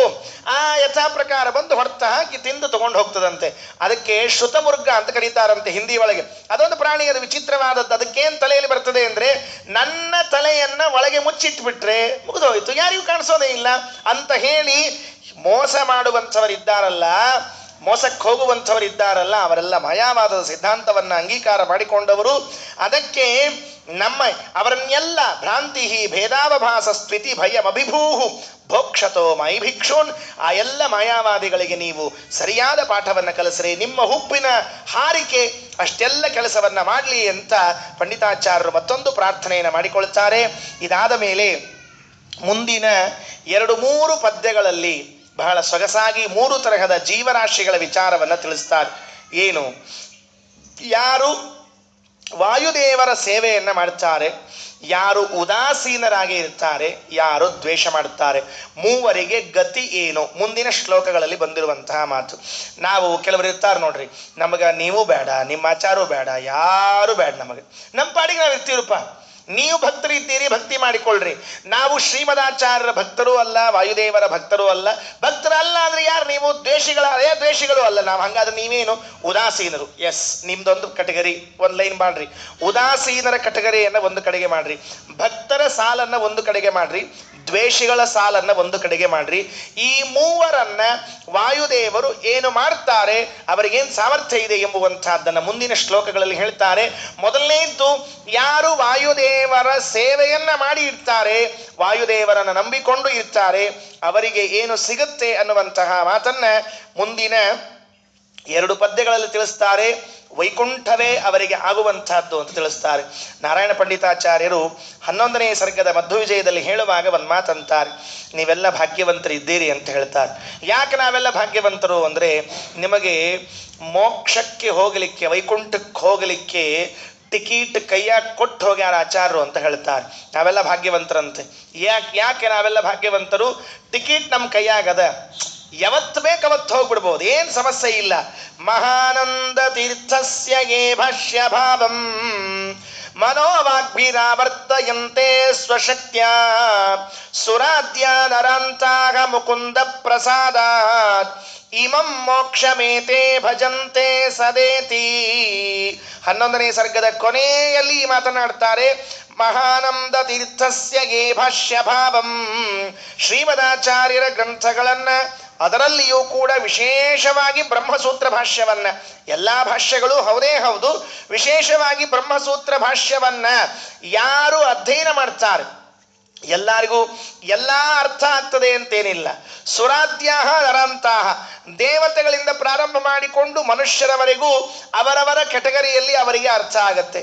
ವಿಚಾರ ಮಾಡಿಕೊಳ್ಳ್ರಿ, ಶೇಷದೇವರು ಸೂತ್ರವನ್ನ ಅಧ್ಯಯನ, ಭಾಷ್ಯವನ್ನ ಅಧ್ಯಯನ ಮಾಡ್ತಾರೆ ಅಂದ್ರೆ ಆ ಭಾಷ್ಯದಲ್ಲಿ ಏನಿರಬೇಕು? ನಮಗೆಲ್ಲ ಏನಿರ್ತದೆ ಗೊತ್ತೇನ್ರಿ? ಸೂತ್ರ ಭಾಷಣ ಆತ ಬಿಡು ಅಂತ ಹಿಂಗೆ ಓದ್ತಿರ್ತೀವಿ ನಾವೆಲ್ಲ. ನಾವು ಹೆಂಗೆ ಓದಬೇಕು ಅದನ್ನ ಅಂದ್ರೆ, ಈ ಗ್ರಂಥವನ್ನ ಶೇಷದೇವರು, ಗರುಡದೇವರು, ರುದ್ರದೇವರು ಅಧ್ಯಯನ ಮಾಡುವಂತಹ ಗ್ರಂಥ ಇದು. ಈ ಗ್ರಂಥವನ್ನು ನಾವು ಅಧ್ಯಯನ ಮಾಡ್ತಾ ಇದ್ದೀವಿ.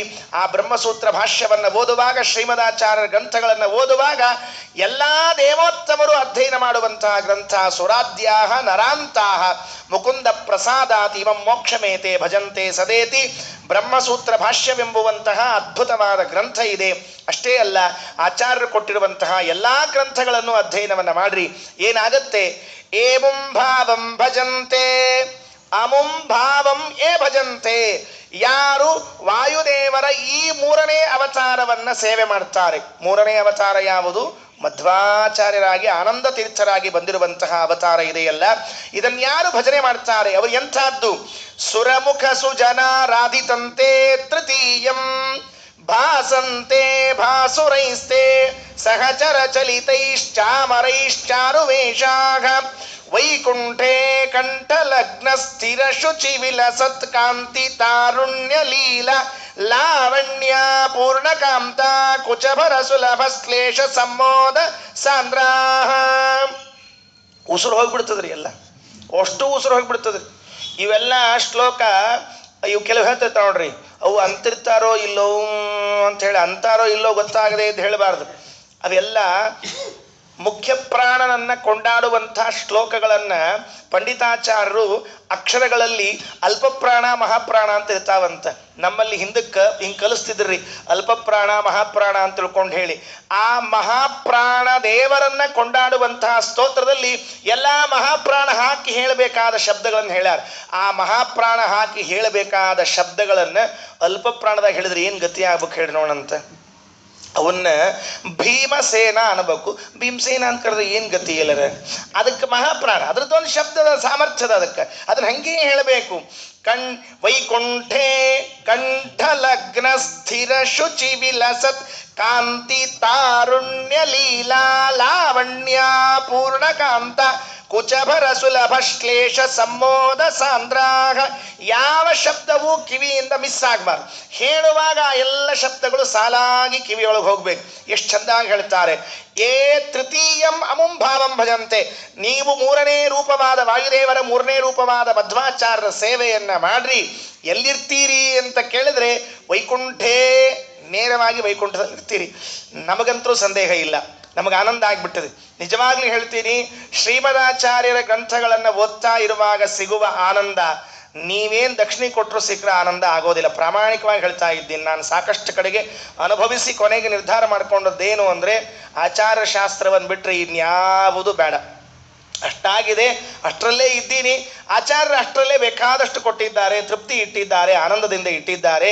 ವೈಕುಂಠದಲ್ಲಿ ವಾಸ ಇದೆ ಅಂತ ಹೇಳಿದರೆ ನೀವು ಎಲ್ಲಿದೆಯೋ ಏನೋ ವೈಕುಂಠ, ಯಾರು ಹೋಗ್ತಾರೋ ಏನೋ, ಕುಂಟ್ಕೋತ ಹೋಗ್ಬೇಕೋ ಓಡ್ಕೋತ ಹೋಗ್ಬೇಕೋ, ಎಲ್ಲಿದೆ ವೈಕುಂಠ, ಯಾರಿಗೆ ಗೊತ್ತು ವೈಕುಂಠ ಅಂತ ಕೇಳಿದ್ರೆ ಎಲ್ಲೆಲ್ಲೂ ಇಲ್ಲ, ವೈಕುಂಠ ಇಲ್ಲೇ ಇದೆ. ಎಲ್ಲಿ ವಾಯುದೇವರ ಸ್ಮರಣೆಯನ್ನು ಮಾಡ್ತೀರಿ, ವಾಯುದೇವರ ಚಿಂತನೆಯನ್ನು ಮಾಡ್ತೀರಿ, ಅಲ್ಲಿಯೇ ವೈಕುಂಠ ಬಂದು ನಿಂತಿರ್ತದೆ. ನೀವು ಯಾವ ಕ್ಷಣದಲ್ಲಿ ನೆಮ್ಮದಿಯಿಂದ ಇದ್ದೀರಿ ಅರ್ಥ ಮಾಡಿಕೊಳ್ಳ್ರಿ, ಆಚಾರ್ಯರ ಸೇವೆಯ ಫಲ ದೊರಕುತ್ತಾ ಇದೆ ಅಂತ ಅರ್ಥ ಮಾಡಿಕೊಳ್ಳ್ರಿ. ಯಾವ ಕ್ಷಣ ನಮಗೆ ನೆಮ್ಮದಿ ಇಲ್ಲ, ಹಾಗಾದರೆ ನಾವು ಆಚಾರ್ಯರ ಸೇವೆಯನ್ನು ಮಾಡಿದ್ರೋ ಏನೋ ಒಂದು ಸ್ವಲ್ಪ ಕೊರತೆ ಇತ್ತು, ಅದಕ್ಕಾಗಿ ನಮಗೆ ನೆಮ್ಮದಿ ಸಿಕ್ಕಿಲ್ಲ. ಇವತ್ತು ಊಟ ಮಾಡಿ ಬೆಳಗ್ಗಿಂದ ಸಾಯಂಕಾಲದವರೆಗೆ ಒಂದು ಲೆಕ್ಕ ಹಾಕೋಣಂತೆ. ರಾತ್ರಿ ಮಲಗುವಾಗ ಬೆಳಿಗ್ಗೆ ಎದ್ದಾಗಿನಿಂದ ರಾತ್ರಿವರೆಗೆ ಎಷ್ಟು ಕ್ಷಣ ನೆಮ್ಮದಿಯಿಂದ ಕಳೆದಿದ್ದೇನೆ ಅಂತ ಆಲೋಚನೆ ಮಾಡಿ ನೋಡಿದರೆ 1 ಗಂಟೆಯೋ 2 ಗಂಟೆಯೋ ನೆಮ್ಮದಿಯಿಂದ ಇದ್ದೀನಿ ಅಂದರೆ ಹಾಗಾದರೆ ವಾಯುದೇವರ ಸೇವೆ ಮಾಡಿದ್ದರ ಫಲ ಇವತ್ತು ನಮಗೆ ದೊರಕಿತು. ನೆಮ್ಮದಿಯೇ ಸಿಗದೇ ಇರುವಂತಹ ಜೀವನದಲ್ಲಿ ಇದ್ದೀವಿ ನಾವೆಲ್ಲ. ಆರಾಮ್ ಇರ್ತೀವಿ ಅಂತಂದರೆ ವಾಯುದೇವರ ಸೇವೆ ಮಾಡಿದ್ದು. ವೈಕುಂಠಕ್ಕೆ ಹೋಗೋದಾಯಿತು. ಕಪಿಲನಾಮಕ ಪರಮಾತ್ಮ ದೇವಹೂತಿ ದೇವಿಗೆ ಹೇಳುವಾಗ ಒಂದು ಮಾತಂತಾನೆ, ಸ್ವರ್ಗ ನರಕ ಎಲ್ಲ ವರ್ಣನೆ ಮಾಡಿದ್ನಂತೆ. ವರ್ಣನೆ ಮಾಡಿದ್ಮೇಲೆ ದೇವಹೂತಿ ಕೇಳಿದ, ಅಲ್ಲೋ ನೀ ಹೇಳೋ ಸ್ವರ್ಗ ನರಕ ಅವು ಎಲ್ಲವನೋ ಏನೋ ಒಟ್ಟು ತಿಳಿಯಂಗಿಲ್ಲ ಬಿಡಂಗಿಲ್ಲ, ನಮ್ಮ ಜನ ಎಲ್ಲ ಒಪ್ಪಂಗಿಲ್ಲ, ಏನು ಮಾಡಲಿ ಅಂತ ಪ್ರಶ್ನೆ ಕೇಳಿದ್ರೆ ದೇವ್ರೇ ಹೇಳಬೇಕು ಗೊತ್ತಾ, ಅಮ್ಮ ಅಂಥವ್ರಿಗೆ ನಾ ಬೇರೆ ವ್ಯವಸ್ಥೆ ಮಾಡಿ ನೀ ಅಂತ ತಲೆ ಕೆಡಿಸ್ಕೋಬೇಡ. ಯಾರು ಸ್ವರ್ಗ ನರಕಗಳನ್ನು ಒಪ್ಪಿದ್ದಾರೆ, ಅತೀಂದ್ರಿಯವಾದ ವಸ್ತುಗಳನ್ನು ಒಪ್ಪಿದ್ದಾರೆ, ದೇವರು, ಅದೃಷ್ಟ, ಪುಣ್ಯ, ಪಾಪ, ವೈಕುಂಠ, ಮೋಕ್ಷ ಎಲ್ಲ ಒಪ್ಪಿದ್ದಾರೆ, ಅವರಿಗೆಲ್ಲ ಅವ್ರಿಗೊಂದು ಬೇರೆ ಕೆಟಗರಿ, ಅವರೆಲ್ಲ ನಾಳೆ ಏನು ಮಾಡ್ಬೇಕು ಅದನ್ನೆಲ್ಲ ಮಾಡಿಸ್ತೀನಿ. ಯಾರು ಒಪ್ಪಿಲ್ಲ, ಯಾರು ಸ್ವರ್ಗ ನರಕಗಳನ್ನು, ಪುಣ್ಯ ಪಾಪಗಳನ್ನು, ಅತೀಂದ್ರಿಯಗಳನ್ನು ಒಪ್ಪಿಲ್ಲ, ಅವ್ರಿಗೆ ನಾನೇನು ಮಾಡಿಸ್ತೀನಿ ಗೊತ್ತಾ, ಅತ್ರೈವ ನರಕ ಸ್ವರ್ಗ ಇತಿ ಮಾತಃ ಪ್ರಚಕ್ಷತೆ. ಕಪಿಲ ಅಂತಾನೆ, ಇಲ್ಲಿಯೇ ತೋರಿಸ್ತೀನಮ್ಮ ಅವರಿಗೆ ಅಂತ ಹೇಳ್ತಾರೆ. ಯಾರು ಅಲ್ಲಿ ಒಪ್ಪಿಲ್ಲ ಅವರಿಗೆ ಇಲ್ಲಿಯೇ ದರ್ಶನ ಮಾಡಿಸ್ತೀನಿ, ಸ್ವರ್ಗದ ದರ್ಶನವನ್ನು ಮಾಡಿಸ್ತೀನಿ, ನರಕದ ದರ್ಶನವನ್ನು ಮಾಡಿಸ್ತೀನಿ, ಇಲ್ಲಿಯೇ ಮಾಡಿಸ್ತೀನಿ. ಯಾಕೆ ಅಂದರೆ ಪಾಪ ಅವರಿಗೆ ಅಲ್ಲಿದ್ದದ್ದು ನಂಬಿಕೆ ಇಲ್ಲಲ್ಲ ಅಂತ ಹೇಳಿ ದೇವರು ಉತ್ತರ ಕೊಟ್ಟಿದ್ದಾನೆ. ನಾವೆಲ್ಲ ಭಗವಂತ ಹೇಳಿದ, ಆಚಾರ್ಯರು ಹೇಳಿದ, ಪಂಡಿತಾಚಾರ್ಯರು ಹೇಳಿದ ವಾಕ್ಯದ ಮೇಲೆ ವಿಶ್ವಾಸ ಇಟ್ಟವರಾದ್ದರಿಂದ ಆ ವೈಕುಂಠದ ವರ್ಣನೆಯನ್ನು ಮಾಡ್ತಾರೆ.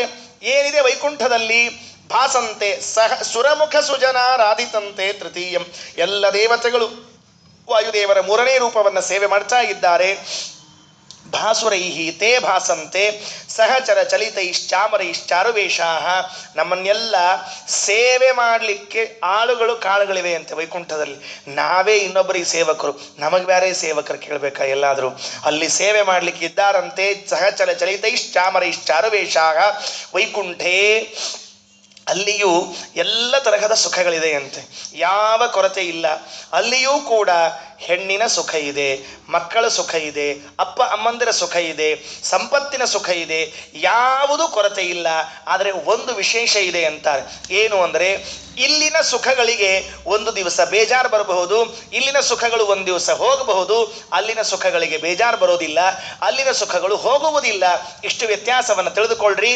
ವೈಕುಂಠೇ ಕಂಠ ಲಗ್ನ ಸ್ಥಿರ ಶುಚಿ ವಿಲಸತ್ ಕಾಂತಿ ತಾರುಣ್ಯ ಲೀಲಾ ಲಾವಣ್ಯ ಪೂರ್ಣ ಕಾಂತ ಕುಚಭರ ಸುಲಭಾಶ್ಲೇಷ ಸಂಮೋದ ಸಾಂದ್ರ. ಅಲ್ಲಿ ನಮ್ಮ ಹೆಂಡತಿಯರ ಜೊತೆಗೆ ನಾವು ಹಾಯಾಗಿರ್ತೀವಂತೆ. ಅಲ್ಲಿಯೂ ಹೆಂಡತಿ ಇರ್ತಾಳಂತೆ ಪಾಪ. ಯಾರೋ ಕೇಳಿದ್ರಂತ, ಆಚಾರ ಅಲ್ಲೂ ಹೆಂಡತಿ ಇದ್ರೆ ಏನ್ರಿ? ಇಲ್ಲಿ ಬಿಟ್ಟು ಹೋಗಿದ್ದೆ ಅದಕ್ಕೆ ಹೋಗಿದ್ವಿ, ಅಲ್ಲೂ ಹೆಂಡತಿ ಇದ್ರೆ ಏನು ಗತಿ? ಅದಕ್ಕೆ ಪಾಪ ಆ ಹೆಂಡತಿನೂ ಇಲ್ಲಿ ಎಲ್ಲಾರು ಬಿಟ್ಟ ಅಲ್ಲಿ ಬಂದಿರ್ತಾಳೆ. ಅದಕ್ಕೆ ಶಾಸ್ತ್ರ ಹೇಳುತ್ತೆ, ನಿಯತ ಪತಿ ಪತ್ನಿ ಅಂತ ಒಂದು ವ್ಯವಸ್ಥೆಯನ್ನು ಮಾಡಿದ್ದಾರೆ. ಇಲ್ಲೇನಿದ್ದೀವಲ್ಲ ನಾವೆಲ್ಲ ಇವು ಅನಿಯತ ಪತಿ ಪತ್ನಿಗಳು, ಋಣಾನುಬಂಧ ರೂಪದಿಂದ ನಾವು ಗಂಡ, ನಾವು ಹೆಂಡತಿ, ನಾವು ಮಕ್ಕಳು. ನಿಜ ಅನಿಸ್ತದ್ರಿ. ಯಾಕೆ ಹೇಳಿ ನೋಡಂತ, ನಿಜವಾಗ್ಲೂ ನಾವು ಗಂಡ ಹೆಂಡತಿನೇ ಆಗಿದ್ರೆ, ಅನಾದಿ ಕಾಲದಿಂದ ಆಗಿದ್ದಿದ್ರೆ ಒಟ್ಟು ಜಗಳಾಡಬಾರ್ದಾಗಿತ್ತು, ಒಟ್ಟ ಸಿಟ್ಟು ಮಾಡ್ಕೊಳ್ಬಾರ್ದಾಗಿತ್ತು. ನೋಡಿ ಹೇಳೋಣಂತ, ಇವತ್ತು ಹಿಂಗಿದ್ದಾರೆ ಅಂಬೋದ್ರಾಗ ನಾಳೆ ಗಂಡ ಹೆಂಡತಿ ಜಗಳಾಡ್ಕೊಂಡು ಬಿಟ್ಟಿರ್ತಾರೆ. ಈಕೆ ಮೊಸಳಿ ಆ ಕಡೆ, ಅವನ ಮೊಸಳಿ ಈ ಕಡೆ ಆಗೇ ಬಿಟ್ಟಿರ್ತದೆ. ಯಾಕಪ್ಪ? ಅದೇ ತಿಳಿಸ್ತದೆ, ನಾವು ನಿಯತ ಪತಿ ಪತ್ನಿಯರಲ್ಲ. ಆಗಿದ್ರೆ ಸಿಟ್ಟು ಮಾಡಿಕೊಳ್ಳುವ ಚಾನ್ಸೇ ಇರಲಿಲ್ಲ, ನಮ್ಮ ಮೇಲೆ ಪ್ರಶ್ನೆ ಮಾಡುವುದೇ ಇಲ್ಲ. ಮೊದಲನೇ ಶ್ಲೋಕದಲ್ಲಿ ಏನು ಕೇಳಿದ್ವಿ? ಭಾರತೀ ದೇವಿಯರು ವಾಯುದೇವರ ಪಾದಧೂಳಿಯಲ್ಲಿ ಪ್ರೇಮವನ್ನು ಇಟ್ಟಿದ್ದಾರೆ ಅಂದರೆ ನಿಯತ ಪತಿಪತ್ನಿಯರಾದದ್ರಿಂದ ಪ್ರೇಮವನ್ನು ಇಟ್ಟಿದ್ದಾರೆ. ನಮ್ಮಲ್ಲಿ ನೋಡಿದರೆ ಏನಾಗ್ತದೆ ಎಲ್ಲಿ ಹೇಳಿ ನೋಡಂತೆ, ನಮ್ಮ ಪಾದಧೂಳಿ ಎಲ್ಲರ ಇಲ್ಲಿ ಪಾದನೇ ಇಟ್ಕೊಳ್ಳಿಕ್ಕೆ ರೆಡಿ ಇಲ್ಲ, ಧೂಳಿ ಇಟ್ಕೊಳ್ಳೋದೇ ಅದ, ಎತ್ತು ಒಗೆದು ಬಿಡ್ತಾರೆ ಪಾದನ, ಅದಕ್ಕೆ ಅವೆಲ್ಲ ಕೆಲಸ ಆಗೋದಿಲ್ಲ. ಅಂದರೆ ಅಲ್ಲಿಯೂ ಕೂಡ ನಮ್ಮ ನಿಯತವಾದ ಪತಿಪತ್ನಿಯರಿದ್ದಾರೆ. ಆಶ್ಚರ್ಯ ಹೇಳ್ತದೆ. ಆಶ್ಚರ್ಯ ಏನು ಅಂದರೆ, ಕೆಲವು ದರ್ಶನಗಳಲ್ಲಿ ಸ್ತ್ರೀಯರಿಗೆ ಮೋಕ್ಷವನ್ನೇ ಹೇಳಿಲ್ಲ ಪಾಪ. ಕೆಲವು ದರ್ಶನಗಳಲ್ಲಿ ಕೆಲವು ಆಚಾರ್ಯರುಗಳು ಸ್ತ್ರೀಯರಿಗೆ ಮೋಕ್ಷವೇ ಇಲ್ಲ, ಪುರುಷರಿಗೆ ಮಾತ್ರ ಮೋಕ್ಷ, ಸ್ತ್ರೀಯರ ಗತಿ ಏನು ನಮ್ಮನ್ನು ಕೇಳಲಿಕ್ಕೆ ಹೋಗ್ಬೇಡ್ರಿ, ಯಾಕಂದ್ರೆ ನಾವು ಸ್ತ್ರೀ ಅಲ್ಲ, ಅದರಿಂದ ಪುರುಷರಿಗೆ ಮಾತ್ರ ಕೇಳಲಿಕ್ಕೆ ಹೋಗ್ಬೇಡ್ರಿ ಅಂತ ಹೇಳಿ ಅವ್ರನ್ನೆಲ್ಲ ಇಲ್ಲೇ ಕೂಡಿಸಿದ್ದಾರೆ. ಶ್ರೀಮದಾಚಾರ್ಯರು ಮಾತ್ರ ಹೇಳ್ತಾರೆ ಎಲ್ಲರಿಗೂ ಮೋಕ್ಷ ಇದೆ. ಎಲ್ಲರಿಗೂ ಅಂದ್ರೆ ಏನು? ತೃಣಾಹ ಪಿಪೀಲಿಕಾಹ ಗರ್ಧಭಾಹ, ಕತ್ತೆಯಾಗಿರ್ಲಿ ಮೋಕ್ಷ ಇದೆ, ಇರಿವೆಯಾಗಿರ್ಲಿ ಮೋಕ್ಷ ಇದೆ. ಭಕ್ತಿ ಇದೆಯಾ? ಮೋಕ್ಷ ಇದೆ. ಭಕ್ತಿ ಇಲ್ವಾ? ಮೋಕ್ಷ ಇಲ್ಲ. ಇಷ್ಟೇ ಹೊರತಾಗಿ ಅವರ ಗಂಡೋ ಹೆಣ್ಣೋ ಪ್ರಾಣಿಯೋ ಮನುಷ್ಯನೋ ಸಂಬಂಧವೇ ಇಲ್ಲ ಎಂಬ ದೊಡ್ಡದಾದ ಸಿದ್ಧಾಂತವನ್ನು ಹೇಳಿದವರು ಮಧ್ವಾಚಾರ್ಯರು. ಆದ್ದರಿಂದ ನಾವು ಆಚಾರ್ಯರನ್ನು ಗೌರವಿಸಬೇಕು. ಆಚಾರ್ಯರು ಎಲ್ಲರಿಗೂ ಮೋಕ್ಷವನ್ನು ಕರುಣಿಸುವಂತಹ ಆಚಾರ್ಯರು. ನೋಡ್ರಿ, ಬರೇ ಪ್ರವಚನ ಮಾಡಿ ಹೋಗೋದಲ್ಲ. ನಾವೇನು ಮಾಡ್ತೀವಿ? ವೈರಾಗ್ಯದ ಪ್ರವಚನ ಮಾಡಿ ಮನೆಗೆ ಹೋಗಿ ಟಿವಿ ಮುಂದೆ ಕೂತಿರ್ತೀವಿ. ನಾವೆಲ್ಲ ಏನು ಮಾಡ್ತಿರ್ತೀವಿ? ಪ್ರವಚನ ಹೆಂಗಿರ್ತದೆ ನಮಗೆ? ವೈರಾಗ್ಯ ಪಡಬೇಕು, ಟಿವಿ ನೋಡಬಾರ್ದು, ಸೀರಿಯಲ್ ನೋಡಬಾರ್ದು ಅಂತ ಇಲ್ಲಿ ಹೇಳಿ ಮನೆಗೆ ಹೋಗಿ ಸೀರಿಯಲ್ ಲಘು ಹಚ್ಚ, ಸೀರಿಯಲ್ ಮುಗಿದು ಹೋಗ್ತದೆ ಲಘು ಹಚ್ಚ ಅಂತ ಹೇಳಿ ಆಕೆ ಹೆಂಡತಿಗೆ ಹೋಗಿ ಸೀರಿಯಲ್ ಹಚ್ಚು ಅಂತ ಹೇಳ್ತೀವಿ ನಾವೆಲ್ಲ, ಹೌದಾ? ಆದರೆ ವಾಯುದೇವರು ಪ್ರವಚನ ಮಾಡುವರಲ್ಲ, ಮಧ್ವಾಚಾರ್ಯರಾಗಿ ಪ್ರವಚನ ಮಾಡಿ ನಿಲ್ಲಿಸಿದವರಲ್ಲ, ಎಲ್ಲರಿಗೂ ಮೋಕ್ಷವನ್ನ ಕೊಟ್ಟೇ ತೀರಿಸಿದವರ ಆಚಾರ್ಯ. ಏನು ಅಂದಾರ ಅದನ್ನು ಮಾಡ್ಯಾರ, ಏನಂದಾರ ಅದನ್ನು ಮಾಡ್ಯಾರ. ರಾಮಾಯಣದಲ್ಲಿ ಈ ಪ್ರಸಂಗವನ್ನು ಉಲ್ಲೇಖ ಮಾಡ್ತಾರೆ.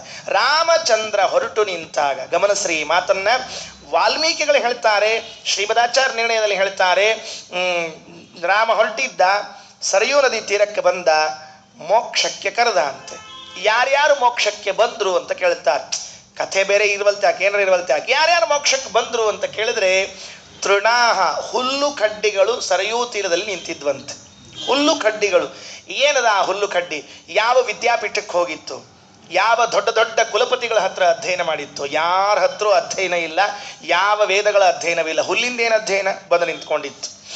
ಕತ್ತೆಗಳು ಬಂದಿದ್ದು, ಇರುವಿಗಳ ಸಾಲುಗಳು ಬಂದು ನಿಂತಿದ್ವಂತೆ ರಾಮನ ಪಾದದ ಹತ್ರ. ಶ್ರೀಮದಾಚಾರ್ಯ ಈ ಮಾತನ್ನು ಬರೀತಾರೆ. ನೋಡ್ರಿ, ಅವರಿಗೆ ಬರೇ ಬಾಯಿ ಮಾತಿನಲ್ಲಿ ಮೋಕ್ಷ ಕೊಡುವ ವಿಚಾರ ಇಲ್ಲ, ಮೋಕ್ಷ ಕೊಡಲೇಬೇಕಾದ್ರಿಂದ ಆ ಮಾತನ್ನು ಬರೀತಾರೆ.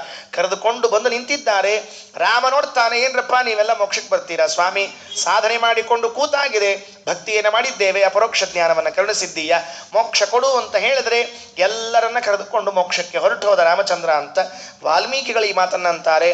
ಆಚಾರ್ಯರಂತಾರೆ, ಮೋಕ್ಷ ಭಕ್ತಿ ಇದ್ದವರಿಗೆ ಎಂಬ ಸಿದ್ಧಾಂತವೇ ವಿನಃ ಗಂಡು ಹೆಣ್ಣು ಪ್ರಾಣಿ ಪಕ್ಷಿ ಮನುಷ್ಯರೆಂಬುವಂತಹ ಸಿದ್ಧಾಂತ ಅಲ್ಲ. ಶ್ರೀಮದಾಚಾರ್ಯ ಈ ಮಾತನ್ನು ಹೇಳ್ತಾರೆ. ಪಂಡಿತಾಚಾರ್ಯರಂತಾರೆ, ವೈಕುಂಠದಲ್ಲಿಯೂ ಕೂಡ ಹೆಂಡತಿ ಇದ್ದಾಳೆ, ಅವಳು ನಿತ್ಯ ತರುಣಿಯಾಗಿ ಇದ್ದಾಳಂತೆ. ನಾವು ನಿತ್ಯ ತರುಣರಾಗಿ ಇದ್ದೇವೆ, ಅವಳು ನಿತ್ಯ ತರುಣಿಯಾಗಿದ್ದಾಳೆ. ಹೇಗಿರಬೇಡ ನಿಮ್ಮ ಜೀವನವನ್ನು ಊಹಿಸಿಕೊಳ್ಳ್ರಿ ಅಂತ ಪಂಡಿತಾಚಾರ್ಯರಂತಾರೆ.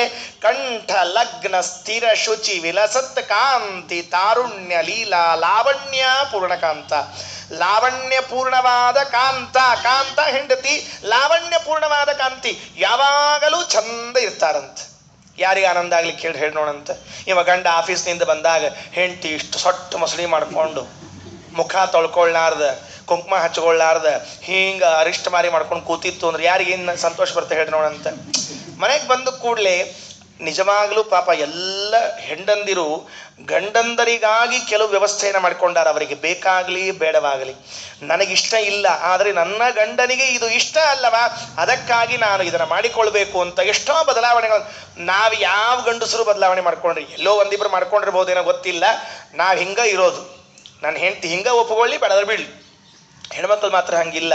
ಗಂಡನಿಗಾಗಿ ಎಲ್ಲ ವ್ಯತ್ಯಾಸವನ್ನು ಮಾಡಿಕೊಂಡಿದ್ದವರು ಅವರ ಮುಖವನ್ನು ನೋಡಿದಾಗ ಇವರಿಗೆ ಒಂದೇನೋ ಆನಂದ ಆಗತ್ತೆ. ಪಂಡಿತಾಚಾರ್ಯರಂತಾರೆ, ವೈಕುಂಠದಲ್ಲಿಯೂ ನಿನ್ನ ಹೆಂಡತಿ ನಿನಗಾಗಿ ನೀನು ಯಾವಾಗ ಬರ್ತೀಯ ಅಂತ ಎದುರು ನೋಡ್ತಾ ಕಾಯ್ತಾ ಇರ್ತಾಳಪ್ಪ. ಕಂಠ ಲಗ್ನ ಸ್ಥಿರ ಶುಚಿ ವಿಲಸತ್ ಕಾಂತಿ ತಾರುಣ್ಯ ಲೀಲಾ ಲಾವಣ್ಯ ಪೂರ್ಣಕಾಂತ. ಅವಳ ಆಲಿಂಗನ ನಿನಗೆ ಹಿತ ಅನ್ನಿಸ್ತದೆ. ಇಲ್ಲಿ ಕೆಲವೊಂದು ಪ್ರಸಂಗದಲ್ಲಿ ಹೆಂಡತಿಯನ್ನು ಬಿಟ್ಟು ದೂರ ಹೋಗೋಣ, ಗಂಡನನ್ನು ಬಿಟ್ಟು ದೂರ ಇರೋಣ ಅಂತ ಅನಿಸ್ತದೆ. ಒಂದೇ ಮನೆಯಲ್ಲಿ ಇರ್ತೀವಿ, ಸ್ವಲ್ಪ ಹೊತ್ತು ಡಿಸ್ಟೆನ್ಸ್ ಮೇಂಟೈನ್ ಮಾಡೋಣ ಅನಿಸುತ್ತೆ. ಅದಕ್ಕೆ ಅಲ್ಲಿ ಕಾಮ ಅಲ್ಲ, ಅಲ್ಲೇನು ಕಾಮದ ಪ್ರಶ್ನೆ ಇಲ್ಲವೇ ಇಲ್ಲ. ಯಾಕೋ ಬೇಸತ್ತು ಬಿಡ್ತದೆ ಮನಸ್ಸು. ಆಲೋಚನೆ ಮಾಡಿ ನೋಡ್ರಿ, ಇದರಲ್ಲಿ ಸಂಸಾರದ ವಿಷಯ ಇದೆ ಹೊರತಾಗಿ ಕಾಮದ ವಿಷಯ ಇಲ್ಲ. ಎಷ್ಟೋ ದಿವಸ ಗಂಡ ಹೆಂಡತಿಯರು ಕೂಡ ಇರ್ತಾರೆ, ಇದ್ದಕ್ಕಿದ್ದಂತೆ ಏನೋ ಯಾಕಪ್ಪ ಇವತ್ತೇನು ಬೇಡ ಬಿಟ್ಬಿಡೋಣ, ಸುಮ್ಮನೆ ಅವ್ರ ಪಾಡಿಗೆ ಅವರಿಲ್ಲ, ನಮ್ಮ ಪಾಡಿಗೆ ನಾವಿಲ್ಲ, ಅವ್ರು ನಮ್ಮ ಮಾತಾಡ್ಸೋದೇ ಬೇಡ ಇವತ್ತು ಅಂತ ಅನಿಸ್ಬಿಡ್ತದೆ. ಯಾಕೆ ಈ ಭಾವ ಬರುತ್ತೆ? ಅದು ನಮ್ಮ ನಿಯತ ಪತಿ ಪತ್ನಿಯರ ಅಲ್ಲ, ಅಲ್ಲಿಗೆ ಅದರ ರಸ ಮುಗಿದಿದೆ, ನಾವೆಲ್ಲ ಬೇಸತ್ತು ಬಿಟ್ಟಿದ್ದೇವೆ. ಆದರೆ ವೈಕುಂಠದಲ್ಲಿ ಇದ್ಯಾವ ಬೇಸರ ಇಲ್ಲ. ನೀವು ನೋಡ್ರಿ, ಲೋಕದಲ್ಲಿ ಹೆಂಡತಿಯ ಜೊತೆಗೆ ಅಡ್ಡಾಡಿದ್ರೆ ಅವೇನ್ರಿ ಹೆಂಡತಿ ಸರಿ ಹಿಡ್ಕೊಂಡು ಅಡ್ಡಾಡ್ತಾನ ಅಂತ ನಮಗೆ ಬೈತಾರ. ಒಂದು ಕಾಲ ಇತ್ತ, ಮತ್ತೆ ಒಂದು ಕಾಲ ಇತ್ತು ತಿಳ್ಕೊಳ್ರಿ. ಓಣ್ಯಾಗ ಯಾರ ಹೆಂಡತಿ ಜೊತೆಗೆ ಹೋದ್ರೆ ಅವೇನ್ರಿ ಹೆಂಡತಿ ಜೊತೆಗೆ ಹೋಗ್ತಲ್ಲ ಅಸಹ್ಯ ಅನ್ನೋ ಕಾಲ ಇತ್ತು. ಈಗ ಹೆಂಡತಿ ಸ್ಕೂಟ್ರ್ ಹೊಡಿತಿರ್ತಾಳೆ, ಗಂಡ ಹಿಂದೆ ಕೂತಿರ್ತಾನೆ. ಈಗ ಆ ಕಾಲದಾಗ ಇದ್ದೀವಿ ನಾವು, ನೆನಪಿಟ್ಕೊಳ್ರಿ. ಹೆಂಡತಿನೇ ಸ್ಕೂಟ್ರ್ ಹೊಡ್ಕೊಂಡು ಗಂಡನ ಹಿಂದೆ ಕೂಡಿಸ್ಕೊಂಡು ಸುಮ್ಮನೆ ಹೊಡ್ಕೊಂಡು ಕರ್ಕೊಂಡು ಹೋಗ್ತೇನೆ ಅಂತ ಹೇಳೋ ಕಾಲ ಬಂದದ. ಈಗ ಇಷ್ಟು ವ್ಯತ್ಯಾಸ ಆಗಿ ಹೋಗ್ಯದ. ಅಂದಮೇಲೆ ಏನಾಯಿತು ಅಂದರೆ, ಅಲ್ಲಿ ಮೋಕ್ಷದಲ್ಲಿ ಹೆಂಡತಿಯನ್ನು ಕರೆದುಕೊಂಡು ಅಡ್ಡಾಡಿದರೆ ಯಾರೂ ಅಬ್ಜೆಕ್ಷನ್ ಮಾಡೋದಿಲ್ವಂತೆ. ಪಂಡಿತಾಚಾರ್ಯರು, ನಾರಾಯಣ ಪಂಡಿತಾಚಾರ್ಯ ಮಧ್ವವಿಜಯದಲ್ಲಿ ಅಂತಾರೆ, ನೀವು ಯಾವಾಗ ಬೇಕೋ ಆ ಸಂದರ್ಭದಲ್ಲಿ ನಿಮ್ಮ ಹೆಂಡತಿಯನ್ನು ನೀವು ಕರೆದುಕೊಂಡು ಹೋದರೂ ನಿಮ್ಮನ್ನು ಯಾರೂ ಕೇಳುವರಿಲ್ಲ, ಹೇಳುವರಿಲ್ಲ. ಅಷ್ಟೇ ಅಲ್ಲ, ಅದು ತಪ್ಪಲ್ಲ, ಅದು ಒಪ್ಪು ಅಂತ ಆಗಿದೆ ಅಂತೆ ವೈಕುಂಠದಲ್ಲಿ. ಅಷ್ಟು ಸುಖವನ್ನು ಪಡೆಯಬಹುದು ಅನ್ನುವ ಉದ್ದೇಶ ಅಲ್ಲಿದೆ. ಇದೆಲ್ಲ ಯಾವುದರಿಂದ ಸಿಗೋದು? ಇವೆಲ್ಲ ಹೇಳಿದ್ರಲ್ಲ, ಇದು ಯಾವುದರಿಂದ ಸಿಗೋದು ಅಂತ ಕೇಳಿದ್ರೆ, ಕೇವಲ ಆಚಾರ್ಯರ ವಾಯುದೇವರ ಮೂರನೇ ರೂಪ, ವಾಯುದೇವರ ಆಚಾರ್ಯ ರೂಪವನ್ನು ಸೇವೆ ಮಾಡ್ರಿ ಅಂತ ಹೇಳ್ತಾರೆ. ಆನಂದಾನ್ ಮಂದ ಮಂದ ದದತಿ ಮರುತಃ ಕುಂದ ಮಂದಾರ ನಂದ್ಯ ವರ್ತಾ ಮೋದಾನ್ ದದಾನಾನ್ ಮೃದಪದ ಮುದಿತೋದ್ಗೀತಕೈ ಸುಂದರೀಣಾಂ ವೃಂದೈರಾ ವಂದ್ಯ ಮುಕ್ತೇಂದ್ವಹಿ ಮಧು ಮಧುನಾ ಹೀಂದ್ರ ದೇವೇಂದ್ರ ಸೇವೆ ಮೌಕುಂದೇ ಮಂದಿರೇಸ್ಮಿನ್ ಅವಿರತ ಮುದಯನ್ ಮೋದಿನಾಂ ದೇವದೇವ. ಇದು ಹೆಂಡತಿಯ ಬಗ್ಗೆ ಹೇಳಿದ ಮಾತಾದರೆ, ಸ್ತ್ರೀಯರ ಬಗ್ಗೆ ಹೇಳಿದ ಮಾತಾದರೆ ಪುರುಷನಿಗೆ ಮುಂದಿನ ಮಾತು ಹೇಳ್ತಾರೆ. ಅಲ್ಲಿರುವಂತಹ ವಾತಾವರಣ ಹೇಗಿದೆ ಅಂತ ಕೇಳ್ತಾರೆ. ಕುಂದ ಮಂದಾರ ಆನಂದ್ಯಾವರ್ತ ಮೋದಾನ್ ದಧಾನ. ಏನ ಗಿಡಗಳು, ಏನ ಮರಗಳು, ಎಲ್ಲ ಹೂವಿನ ಮರಗಳಂತೆ ಯಾವಾಗಲೂ ಗಂಧವನ್ನು ಬೀಸ್ತಾ ಇರುತ್ತೆ. ಆನಂದಾನ್ ಮಂದ ಮಂದ ದದತಿ ಮರುತಃ. ಗಾಳಿ ಬೀಸ್ತಿರ್ತದಂತೆ. ಹೇಗೆ ಗಾಳಿ ಬೀಸ್ತದೆ ಅಂದರೆ, ಮಂದ ಮಂದಾಹ ದದತಿ ಮರುತಃ. ಮೆಲ್ಲಗೆ ಮೆಲ್ಲಗೆ ಉದ್ದಕ್ಕೆ ಧುಸ್ ಅಂತ ಬೀಸಿಬಿಟ್ರೆ ಗತಿ ಕೃಷ್ಣಾರ್ಪಣ ನಮ್ದು. ಬೀಸದೇ ಇದ್ರೂ ಕೃಷ್ಣಾರ್ಪಣ. ಅದಕ್ಕೆ ಮೆಲ್ಲಕ್ಕೆ ಮಂದ ಮಂದ ಆನಂದ ದದತಿ ಮರುತಃ. ಮೆಲ್ಲನೆ ಗಾಳಿ ಬೀಸತ್ತೆ. ಬೀಸುವಾಗ ಆ ಗಾಳಿ ಸುಗಂಧವನ್ನು ಎತ್ತಿಕೊಂಡು ಬಂದಿರ್ತದೆ. ಅದಕ್ಕೆ ವಾಯುದೇವರಿಗೆ ಒಂದು ಹೆಸರಿದೆ ಅಂತೆ ಸಂಸ್ಕೃತದಲ್ಲಿ. ಏನು ಅಂದರೆ ಗಂಧವಹ ಅಂತ ಹೆಸರು ಹೇಳ್ತಾರೆ. ಗಂಧವಹ ಅಂದರೆ ಪರಮಾತ್ಮನನ್ನು ಹೊತ್ತುಕೊಂಡು ಹೋಗೋರು ಅಂತ ಒಂದರ್ಥ. ಗಂಧವನ್ನೇ ಹೊತ್ತುಕೊಂಡು ಬರ್ತಕ್ಕಂಥವರಾಗಿದ್ದಾರೆ. ಮೃದುಪದ ಮುದಿತೋದ್ಗೀತ ಕೈ ಸುಂದರೇಣ. ಎಲ್ಲ ದೇವತಾ ಸ್ತ್ರೀಯರು, ಅಲ್ಲಿರುವಂತಹ ಸ್ತ್ರೀಯರು ಸುಂದರವಾದ ಗಾನವನ್ನು ಮಾಡ್ತಾರೆ. ತಂಪಾದ ಗಾಳಿ, ಇಂಪಾದ ಗಾನ. ಆವಂದ್ಯ ಮುಕ್ತೇಂದ್ವಹಿ ಮಗು ಮೊದನ ಇಂದ್ರ ದೇವೇಂದ್ರ ಸೇವೆ. ಮುಕ್ತರಾದ ಗರುಡಶೇಷಾದಿ ಎಲ್ಲ ದೇವತೆಗಳು ಅಲ್ಲಿ ಇದ್ದಾರೆ. ಅವರ ದರ್ಶನ ಆಗತ್ತೆ, ಆನಂದ ಪಡ್ತೀರಿ. ನಿರಂತರದಲ್ಲಿ ಸಂತೋಷದಲ್ಲಿ ಇರುವಂತಹ ಸ್ಥಾನ ವೈಕುಂಠ ಎಂಬ ಮಾತನ್ನು ಹೇಳಿ ಈ 2 ಶ್ಲೋಕದಲ್ಲಿ ನಮಗೇನು ತಿಳಿಸಿಕೊಟ್ರು? ಸಾತ್ವಿಕ ಜೀವರಾಶಿಗಳು ವಾಯುದೇವರ ಸೇವೆಯನ್ನು ಮಾಡಿ ಮೋಕ್ಷವನ್ನು ಪಡಿತಾರೆ ಅಂತ ತಿಳಿಸಿದರು. ಇದರ ಮುಂದಿನ ಶ್ಲೋಕದಲ್ಲಿ ಹೇಳ್ತಾರೆ, ಆ ದ್ವೇಷ ಮಾಡ್ತಾರಲ್ಲ ಅವರ ಕಥೆ ಏನು? ಅಂಧಂತಮಸ್ಸು ಅಂತ ನಾನು ಮೊದಲನೇ ದಿವಸ ಹೇಳಿದ್ದೆ. ವಾಯುದೇವರ ದ್ವೇಷ ಅಂಧಂತಮಸ್ಸಿಗೆ ಕಾರಣ ಆಗತ್ತೆ. ಆ ಅಂಧಂತಮಸ್ಸು ಹೇಗಿದೆ ಅಂತ ಗೊತ್ತಾಗಬೇಕಲ್ಲ. ಉತ್ತಪ್ತಾತ್ಯುತ್ಕಟ ತ್ವಿಟ ಪ್ರಕಟ ಕಟ ಕಟಧ್ವಾನ ಸಂಘಟ್ಟನೋದ್ಯದ್ವಿದ್ಯುದ್ವ್ಯೂಢ ಸ್ಫುಲಿಂಗ ಪ್ರಕರ ವಿಕಿರಣೋ ಕ್ವಾತಿತೆ ಬಾಧಿತಾಂಗಾನ್ ಉದ್ಗಾಢಂ ಪಾತ್ಯಮಾನ ತಮಸಿ ತತ ಇತಃ ಕಿಂಕರೈ ಪಂಕಿಲೇತೆ ಪಂಕ್ತಿರ್ಗ್ರಾವಣಾಂ ಗರಿಮ್ಣಾಂ ಗ್ಲಪಯತಿ ಹಿ ಭವದ್ವೇಷಿಣೋ ವಿದ್ವದಾದ್ಯ. ಭವದ್ವೇಷಿಣಃ, ನಿಮ್ಮನ್ನ ಯಾರು ದ್ವೇಷ ಮಾಡ್ತಾರೆ? ನಿಮ್ಮ ಸೇವಕರಿದ್ದಾರಂತೆ, ವಾಯುದೇವರ ಸೇವಕರು, ಕಿಂಕರಾಹ. ಅವರು ಹೇಗಿದ್ದಾರೆ? ಅವರು ಏನು ಮಾಡ್ತಾರೆ ಅಂದರೆ, ಯಾರು ಭಗವಂತನ ದ್ವೇಷ ವಾಯುದೇವರ ದ್ವೇಷವನ್ನು ಮಾಡ್ತಾರಲ್ಲ ಅವರನ್ನೆಲ್ಲ ಎಳ್ಕೊಂಡು ಹೋಗಿ ಅಂಧಂತಮಸ್ನಲ್ಲಿ ಹಾಕ್ತಾರಂತೆ. ಏನಿದೆ ಅಂಧಂತಮಸ್ನಲ್ಲಿ? ಏನಿಲ್ಲ. ಏನಿಲ್ಲ ಅಂದರೆ ಏನೇನೇನೇನು ಇಲ್ಲ. ಕತ್ತಲೆಮಯ. ಕತ್ತಲೆಮಯ ಹೇಗಿರಬೇಕು ವಿಚಾರ ಮಾಡಿಕೊಳ್ಳ್ರಿ. ಎಷ್ಟು ಕತ್ತಲೆ ಇರಬೇಕು.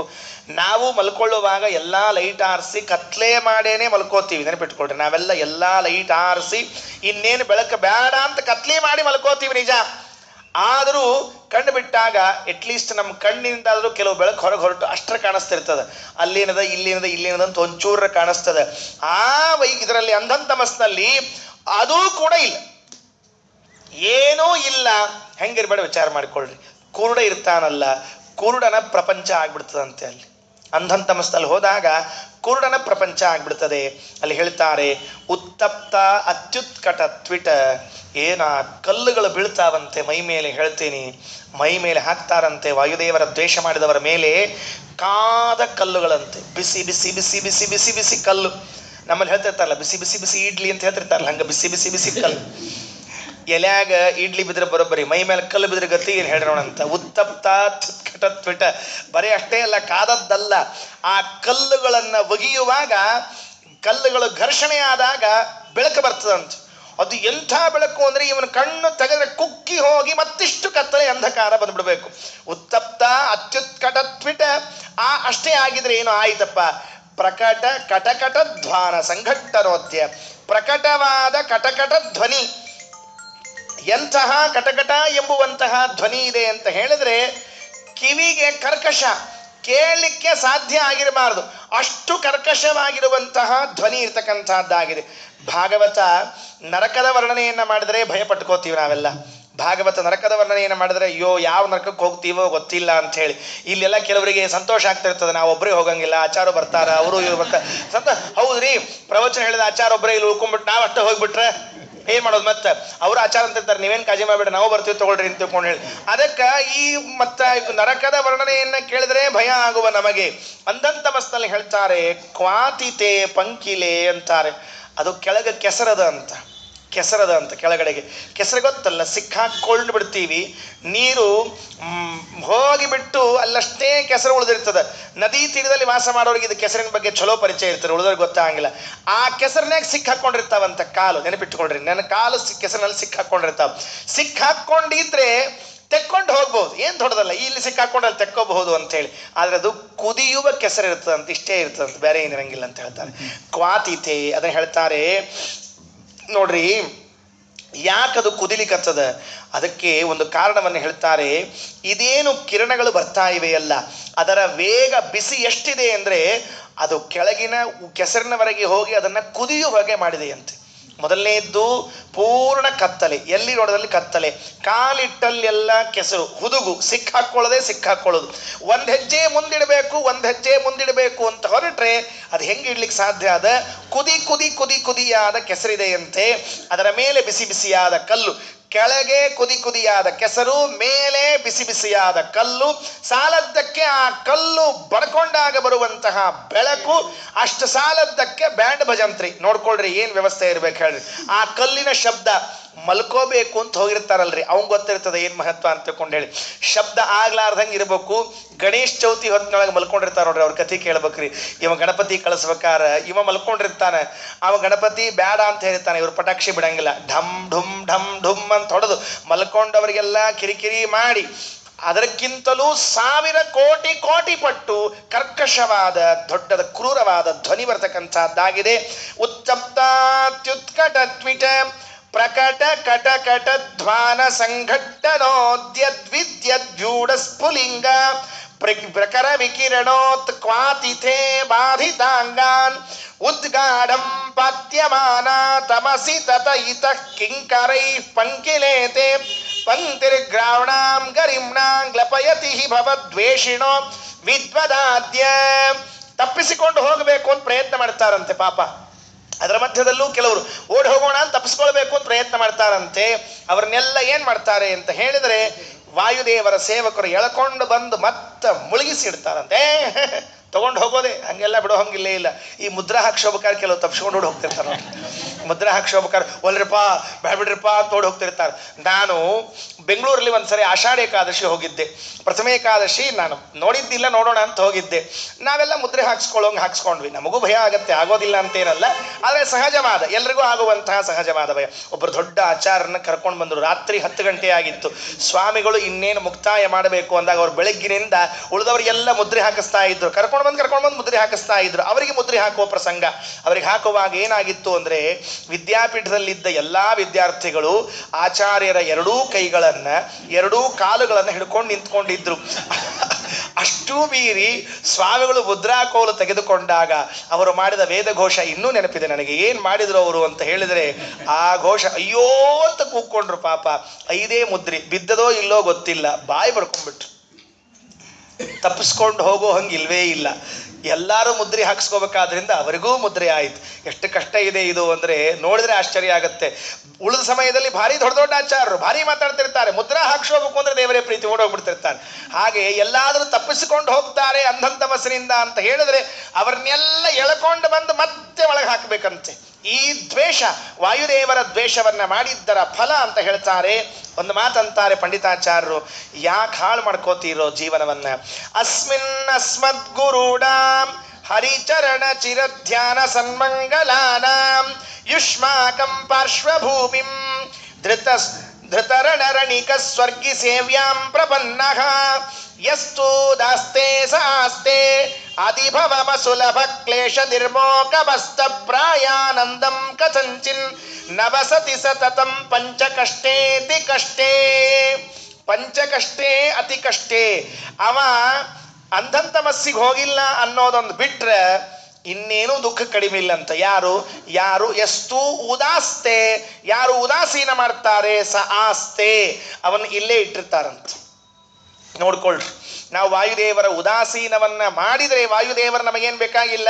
ಆಚಾರ್ಯ ನಿಮ್ಮ ದೇವ್ರು ದೊಡ್ಡವರಿದ್ರೆ ಇರಬಹುದು, ನಿಮ್ಮ ಆಚಾರ ದೊಡ್ಡವರಿದ್ರೆ ಇರಬಹುದು, ನಮಗೇನು ಮಾಡ್ಬೇಕಾಗ್ಯದ, ನಾವೇನು ಮಾಡೋದಿಲ್ಲ ಅಂತ ಹೇಳಿ ಇಲ್ಲೇ ಕೂತಿದ್ರೆ ಎಷ್ಟು ಉದಾಸ್ತೆ ಸ ಆಸ್ತೆ ಅಧಿಭವಂ, ಮತ್ತೆ ಮತ್ತೆ ಮತ್ತೆ ಸಂಸಾರಕ್ಕೆ ಹಾಕ್ತಾರಂತೆ. ಎಷ್ಟು ಸರ್ತಿ ಬರಬೇಕು, ಎಷ್ಟು ಸರ್ತಿ ಬಿಡ್ಬೇಕು ಹೇಳಿ ನೋಡಂತೆ. ಎಷ್ಟು ಸರ್ತಿ ಬರ್ಬೇಕು, ಎಷ್ಟು ಸರ್ತಿ ಬಿಡ್ಬೇಕು ಅಲ್ರಿ. ಮತ್ತೆ ಬಂದಾಗೆಲ್ಲ ಮೊದ್ಲಿಂದ ಶುರು ಮಾಡ್ಬೇಕಲ್ಲ, ಇದು ಕಲ್ಪನಾ ಇಲ್ಲ ನಮಗೆ. ಬಂದ್ರೆ ಬೇಡ್ರಿ ಚರ ಅದೇನು ದೊಡ್ಡದ ಮತ್ತೊಮ್ಮೆ ಹುಡ್ತೀವಿ, ಅದಕ್ಕೇನು ಆಗ್ಬೇಕಾಗ್ಯದ ಅಲ್ಲೋ ಪೆದ್ದ, ಮತ್ತೆ ಇಂದ ಶುರು ಮಾಡ್ಬೇಕಲ್ಲ. ಎಷ್ಟು ಕಷ್ಟದ ವಿಚಾರ ಮಾಡ್ಕೊಳ್ರಿ. ಅದಕ್ಕೆ ನಮ್ಮ ಪಾಪ ಹಾಸ್ಯಗಾರ ಹೇಳ್ಬೇಕ್ರಿ, SLC ಫೇಲ್ ಆದ ಹುಡುಗರಿಗೆ ಒಂದು ಮಾತು ಹೇಳಿದವ, ದಯವಿಟ್ಟು SLC ಫೇಲ್ ಆದ್ರೆ ಆತ್ಮಹತ್ಯೆ ಮಾಡ್ಕೋಬೇಡ್ರಿ. ಯಾಕೆ ನೀವು ಆತ್ಮಹತ್ಯೆ ಮಾಡ್ಕೊಂಡ್ರೆ ಮತ್ತೆ ABCD ಇಂದ ಕಲಿಬೇಕಾಗ್ತದೆ ಅಂತ ಹೇಳಿದವ. ಆತ್ಮಹತ್ಯೆ ಮಾಡ್ಕೊಂಡು ಸತ್ರ ಮತ್ತೆ ಹುಟ್ಟಿ ಮತ್ತೆ ABCD ಇಂದ ಕಲಿಬೇಕು. ಅದನ್ನು ಬಿಟ್ಟು ಸುಸೂತ್ರ ಇಲ್ಲೇ ಇದ್ರಿ ಅಂದ್ರೆ ಇನ್ನೊಂದು ಸರ್ತಿ ಕಟ್ಕೊಂಡು ಪಾಸ್ ಆಗ್ತೀರಿ ನೀವೆಲ್ಲ. ನಮಗೆ ಏನು ಹುಟ್ಟಿದ್ರು ಏನು ದೊಡ್ಡದ ಅಲ್ಲೋ ಹುಟ್ಟಿದಿ, ವಿಚಾರ ಮಾಡಿ ನೋಡು. ಇನ್ನೊಮ್ಮೆ ಹುಟ್ಟಿದಿ ಅಂದ್ರೆ ಮತ್ತೆ ಎಲ್ಲ ಮೊದಲಿನಿಂದ. ಎಲ್ಲಿಂದ ಮೊದಲಿನಿಂದ ಗೊತ್ತಾ ನಿಮ್ಗೆ ಹೇಳಿದ್ರೆ ಆಶ್ಚರ್ಯ ಆಗತ್ತೆ. ಉಣ್ಣೋದು, ತಿನ್ನೋದು, ಬರೆಯೋದು, ಓದೋದು ಬಿಡ್ರಿ, ನಡೆಯೋದು ಸಹಿತಕ್ಕೆ ಮತ್ತೆ ಮೊದಲಿಂದ ಶುರು ಮಾಡಬೇಕು. ಏನು ಕತ್ತೀರಿ, ಎಷ್ಟು ಆರಾಮ್ ನಡೀತಿರ್ತೀವಿ ಈಗೆಲ್ಲ ನಾವು. ನಮಗೆ ನಡೆಯೋದು ಬಂದ ಮೇಲೆ ನಡೆಯದೇ ಇರುವ ಅವಸ್ಥೆ ನೆನಪಿಲ್ಲ, ಮರ್ತೋಗ್ಬಿಟ್ಟಿರ್ತದೆ. ಯಾರಿಗಾದರೂ ಅಂಬೆ ಹರಿದದ್ದು ನೆನಪಿದೆಯಾ ಈಗ? ನೆನಪಿಲ್ಲ. ಯಾಕೆಂದ್ರೆ ನಡೆದ ಅಭ್ಯಾಸ ಮಾಡ್ಕೊಂಡ್ಬಿಟ್ಟಿವಿ. ಇನ್ನೊಮ್ಮೆ ಹುಟ್ಟಿದೇನು ಮತ್ತೆ ಅಂಬೆ ಹರಿಬೇಕು. ನೀವೀಗ ಡಬ್ಬು ಬೀಳ್ಬೇಕು. ಏನು ಎಲ್ಲಿಂದ ಕತ್ತೀರಿ, ಎಲ್ಲರ ತೋತೋ ಬೇಡಪ್ಪ ಮಾರ, ಹಿಂಗೇ ಬಿದ್ದಿರ್ತೀವಿ 6 ತಿಂಗಳು. ಮತ್ತೆ ಉಲ್ಟಾ ಬೀಳೋದು, ಮತ್ತೆ ಸೀದಾ ಆಗೋದು, ಅವು ಗಾಡಿ ಹಿಡ್ಲಿಕ್ಕೆ ಹೋಗಿ ಧಮ್ಮಂತ ಬೀಳೋದು, ಎಷ್ಟೆಲ್ಲ ಗದ್ಲಿವೆಲ್ಲ ಯಾಕೆ ಬೇಕ್ರಯ್ಯ? ಪಂಡಿತಾಚಾರ್ಯ ಅಂತಾರೆ, ವಾಯುದೇವರನ್ನ ನಂಬಿಲ್ಲ, ಮತ್ತಿವೆಲ್ಲ ರಿಪೀಟ್ ಆಗ್ತದೆ. ಎಷ್ಟು ದಾಸ್ತೆ ಸ ಆಸ್ತೆ ಅಧಿಭವಂ ಅಸುಲಭ ಕ್ಲೇಶ ನಿರ್ಮೋಕಮಸ್ತ ಪ್ರಾಯಾನಂದಂ. ಕ್ಲೇಶಮಯ ಇವರೆಲ್ಲ ರಾಜಸ ಜೀವರಾಶಿಗಳು ಅಂತ ತಿಳಿಬೇಕು. ಮುಂದೆ ಇನ್ನೊಂದು ಕಡೆಯಲ್ಲಿ ಇದನ್ನು ವಿಸ್ತಾರವನ್ನು ಮಾಡ್ತಾರೆ. ಅದಕ್ಕೆ ಹೇಳಿದ್ರು, ಹರಿಚರಣ ಚಿರಧ್ಯಾನ ಸನ್ಮಂಗಲಾನಾಂ ಅಸ್ಮದ್ಗುರುಣಾಂ. ನಮ್ಮಂಥ ಗುರುಗಳು, ನಮ್ಮ ಗುರುಗಳು ಯಾರು? ಪಂಡಿತಾಚಾರ್ಯರಿಗೆ ಆಚಾರ್ಯರ ಬಗ್ಗೆ ಹೇಳಬೇಕಾಗಿದೆ. ಒಂದು ಮಾತಂತಾರೆ, ಅಸ್ಮದ್ಗುರುಣಾಂ, ನಮ್ಮ ಆಚಾರ್ಯರು ಹರಿಚರಣ ಚಿರಧ್ಯಾನ ಸನ್ಮಂಗಲಾನಾಂ. ಹರಿಚರಣ ಭಗವಂತನ ಪಾದ, ಅದರ ಚಿರ ನಿರಂತರವಾಗಿ ಧ್ಯಾನ ಮಾಡುವುದರಿಂದ ಮಂಗಳಪ್ರಾಯರಾಗಿದ್ದಾರೆ. ಆಚಾರ್ಯರು ಪರಮ ಮಂಗಳ. ಯಾಕೆ ಆಚಾರ್ಯರು ಪರಮ ಮಂಗಳ ಅಂದ್ರೆ ಅದಕ್ಕೆ ಕಾರಣ ಹರಿಚರಣ ಚಿರಧ್ಯಾನ, ಭಗವಂತನ ಪಾದದ ಧ್ಯಾನವನ್ನು ಮಾಡ್ತಾರೆ. ರಾಯರ ಸ್ತೋತ್ರದಲ್ಲಿ ಕೇಳ್ತಿರ್ತೀವಿ ನಾವು, ಹರಿಪಾದ ಕಂಜ ನಿಷೇವಣ ಲಬ್ಧ ಸಮಸ್ತ ಸಂಪತ ಅಂತ. ಅದು ಇಲ್ಲಿ ಇದೆ ನೋಡ್ಕೊಳ್ರಿ. ಮೊದಲು ಮೂಲ ಇಲ್ಲಿ ಹೇಳ್ತಾರೆ, ಹರಿಚರಣ ಚಿರಧ್ಯಾನ ಸನ್ಮಂಗಲಾನಾಂ. ಒಂದು ಕ್ಷಣ ಭಗವಂತನ ಚಿಂತನೆಯನ್ನು ಮಾಡದೇ ಇರುವ ಪ್ರಸಂಗ ಇಲ್ಲ ವಾಯುದೇವರದ್ದು ಅಂತ ಹೇಳ್ತಾರೆ. ಮಹಾಭಾರತದ್ದು ಎಂಬ ಒಂದು ಕಥೆ ವಾಸ್ತವಿಕವಾಗಿ ಮಹಾಭಾರತದಲ್ಲಿ ಇಲ್ಲ. ಅರ್ಜುನನಿಗೆ ಒಮ್ಮೆ ಅಹಂಕಾರ ಬಂದಿತ್ತಂತೆ, ಮಹಾಭಾರತದಲ್ಲಿ ಇಲ್ಲ. ಯಾವ ಮಹಾಭಾರತದಲ್ಲಿ ಇದೆಯೋ ಗೊತ್ತಿಲ್ಲ. ಅರ್ಜುನನಿಗೆ ಒಮ್ಮೆ ಅಹಂಕಾರ ಬಂದಿತ್ತಂತೆ. ಅವನಿಗೇನು ತಲೆಯಲ್ಲಿ ಬಂದಿತ್ತು ಅಂದರೆ, ಕೃಷ್ಣನನ್ನ ನನ್ನಷ್ಟು ಪ್ರೀತಿಸೋರು ಯಾರಿದ್ದಾರೆ? ಛ ಛ ಸಾಧ್ಯನೇ ಇಲ್ಲ, ನನ್ನಷ್ಟು ಪ್ರೀತಿಸೋರು ಇನ್ಯಾರು ಇಲ್ಲ ಅಂತ ಹೇಳಿ ಕೃಷ್ಣನ ಮುಂದೆ ಅದು ಇದು ಎಲ್ಲ ಕೊಚ್ಕೊಂಡ. ಕೃಷ್ಣ ಅಂತ ಆಯ್ತು ಬಿಡಪ್ಪ, ಇಲ್ಲಿ ವಿಚಾರ ಮಾಡೋಣ ಅಂತ ಇಷ್ಟು ಹೇಳಿ ಸುಮ್ಮನೆ ಆದ. ಮಧ್ಯಾಹ್ನದ ಹೊತ್ತಿನಲ್ಲಿ ಕೃಷ್ಣ ಅರ್ಜುನನ್ನ ಕರ್ಕೊಂಡು ಹೋಗೋಣ ಬಾ ಒಂದು ಕಡೆ ವಾಕಿಂಗ್ ಹೋಗ್ಬೇಕಾಗಿದೆ ಅಂದ. ಸ್ವಾಮಿ ಈ ಬಿಸಿಲು ಹೊತ್ತಿನಾಗ ಏನು ವಾಕಿಂಗ್ ಎಲ್ಲರ ನಿಮ್ಗೆ ಕೆಲವ್ರು ಬಿಸಿಲಾಗ ವಾಕಿಂಗ್ ಹೋಗ್ಬೇಕು ಅಂತ ಹೊರಪಿರ್ತದೆ, ಹೋಗೋಣ ಬಾ ಅಂದ. ಕರ್ಕೊಂಡು ಹೋದಾಗ ಗಿಡದ ಆ ಬದಿಯಲ್ಲಿ ಕೂತ್ಕೊಂಡ ಪರಮಾತ್ಮ. ಇನ್ನೊಂದು ಬದಿ ಇತ್ತು, ಗಿಡ ಅಂದ್ಮೇಲೆ ಹಿಂದೆ ಮುಂದೆ ಇರ್ತಲ್ಲ, ಒಂದು ಕಡೆ ಕೂತ್ಕೊಂಡಿದ್ದ. ಅರ್ಜುನ ಜೊತೆಗೆ ಅರ್ಜುನ ಕೃಷ್ಣನ್ ಕೂತ್ಕೊಂಡಾಗು ಹರಟಿ ಕೃಷ್ಣ ಹಂಗ ಹಿಂಗ ಸ್ವಲ್ಪ ಶಾಂತ, ಒಂದು ನಿಮಿಷ ಶಾಂತ ಆಗು ಅಂದ. ಒಂದು ಏನು ಶಾಂತ ಆಗ ಅನ್ಸೋದ್ರು ಆಯ್ತು ಅಂತ ಸುಮ್ಮನೆ ಕೂತ. 1-2 ನಿಮಿಷ ಶಾಂತ ಆಗೋ ಹೊತ್ತಿಗೆ ಕೃಷ್ಣ ಕೃಷ್ಣ ಕೃಷ್ಣ ಕೃಷ್ಣ ಅಂತ ಯಾರೋ ಕೂಗ್ತಾ ಇರೋದು ಕೇಳಿಸ್ತಂತೆ. ಅರ್ಜುನ ಅಂದ, ಇರೋದು ನಾ ಒಬ್ಬವ, ಕೃಷ್ಣ ಒಬ್ಬವ, ಕೂಗಿದ್ರೆ ನಾ ಕೃಷ್ಣ ಅನ್ಬೇಕು, ಕೃಷ್ಣ ತನ್ನ ಹೆಂಗೆ ಕೃಷ್ಣ ಕೃಷ್ಣ ಅಂತ ಕರ್ಕೋತಾನೆ, ಯಾರು ಕೂಗ್ಯಾರಿದನ್ನ, ಯಾರಿದ್ದಾರಿದನ್ನ ಅಂತ ತಲೆಯಲ್ಲಿ ಬಂತವನಿಗೆ. ಆ ಮುಖದಲ್ಲಿ ಏನು ಪ್ರಶ್ನೆ ಚಿಹ್ನೆ ಬಂತಲ್ಲ, ಅರ್ಜುನನನ್ನ ಕೈ ಹಿಡಿದುಕೊಂಡು ಕೃಷ್ಣ ಕರೆದುಕೊಂಡು ಹೋಗ್ತಾನೆ, ಹಿಂದೆ ತೋರಿಸ್ತಾನೆ. ಭೀಮಸೇನ ಮಲಗಿದ್ದಂತೆ ಅಲ್ಲಿ. ಏನಿಲ್ಲ, ಅರ್ಜುನ ತಕ್ಷಣಕ್ಕೆ ಕೆಳಗೆ ಬಿದ್ದ. ತಪ್ಪಾಯಿತು ಅಂದ. ಯಾಕೆ? ನೀನು ಬಹಳ ಅಂದ್ರೆ ನನ್ನ ಪ್ರೀತಿ ಮಾಡೋದು ಎಚ್ಚರ ಇದ್ದಾಗ ಪ್ರೀತಿ ಮಾಡಿ, ಭೀಮ ಮಲಗಿದಾಗಲೂ ನನ್ನನ್ನೇ ಸ್ಮರಣೆ ಮಾಡ್ತಾ ಇದ್ದಾನೆ ನೋಡಿಕೊ ಅಂತ ತೋರಿಸಿಕೊಟ್ರಂತೆ. ಭೀಮಸೇನ ಮಧ್ಯಾಹ್ನದ ವಿಶ್ರಾಂತಿಯಲ್ಲಿ ಮಲಗಿದ್ದಾಗಲೂ ಕೃಷ್ಣ ಕೃಷ್ಣ ಅಂತೆ ಚಿಂತನೆ ಮಾಡ್ತಿದ್ದಂತೆ. ಹರಿ ಚರಣ ಚಿರಧ್ಯಾನ ಸನ್ಮಂಗಲಾನ.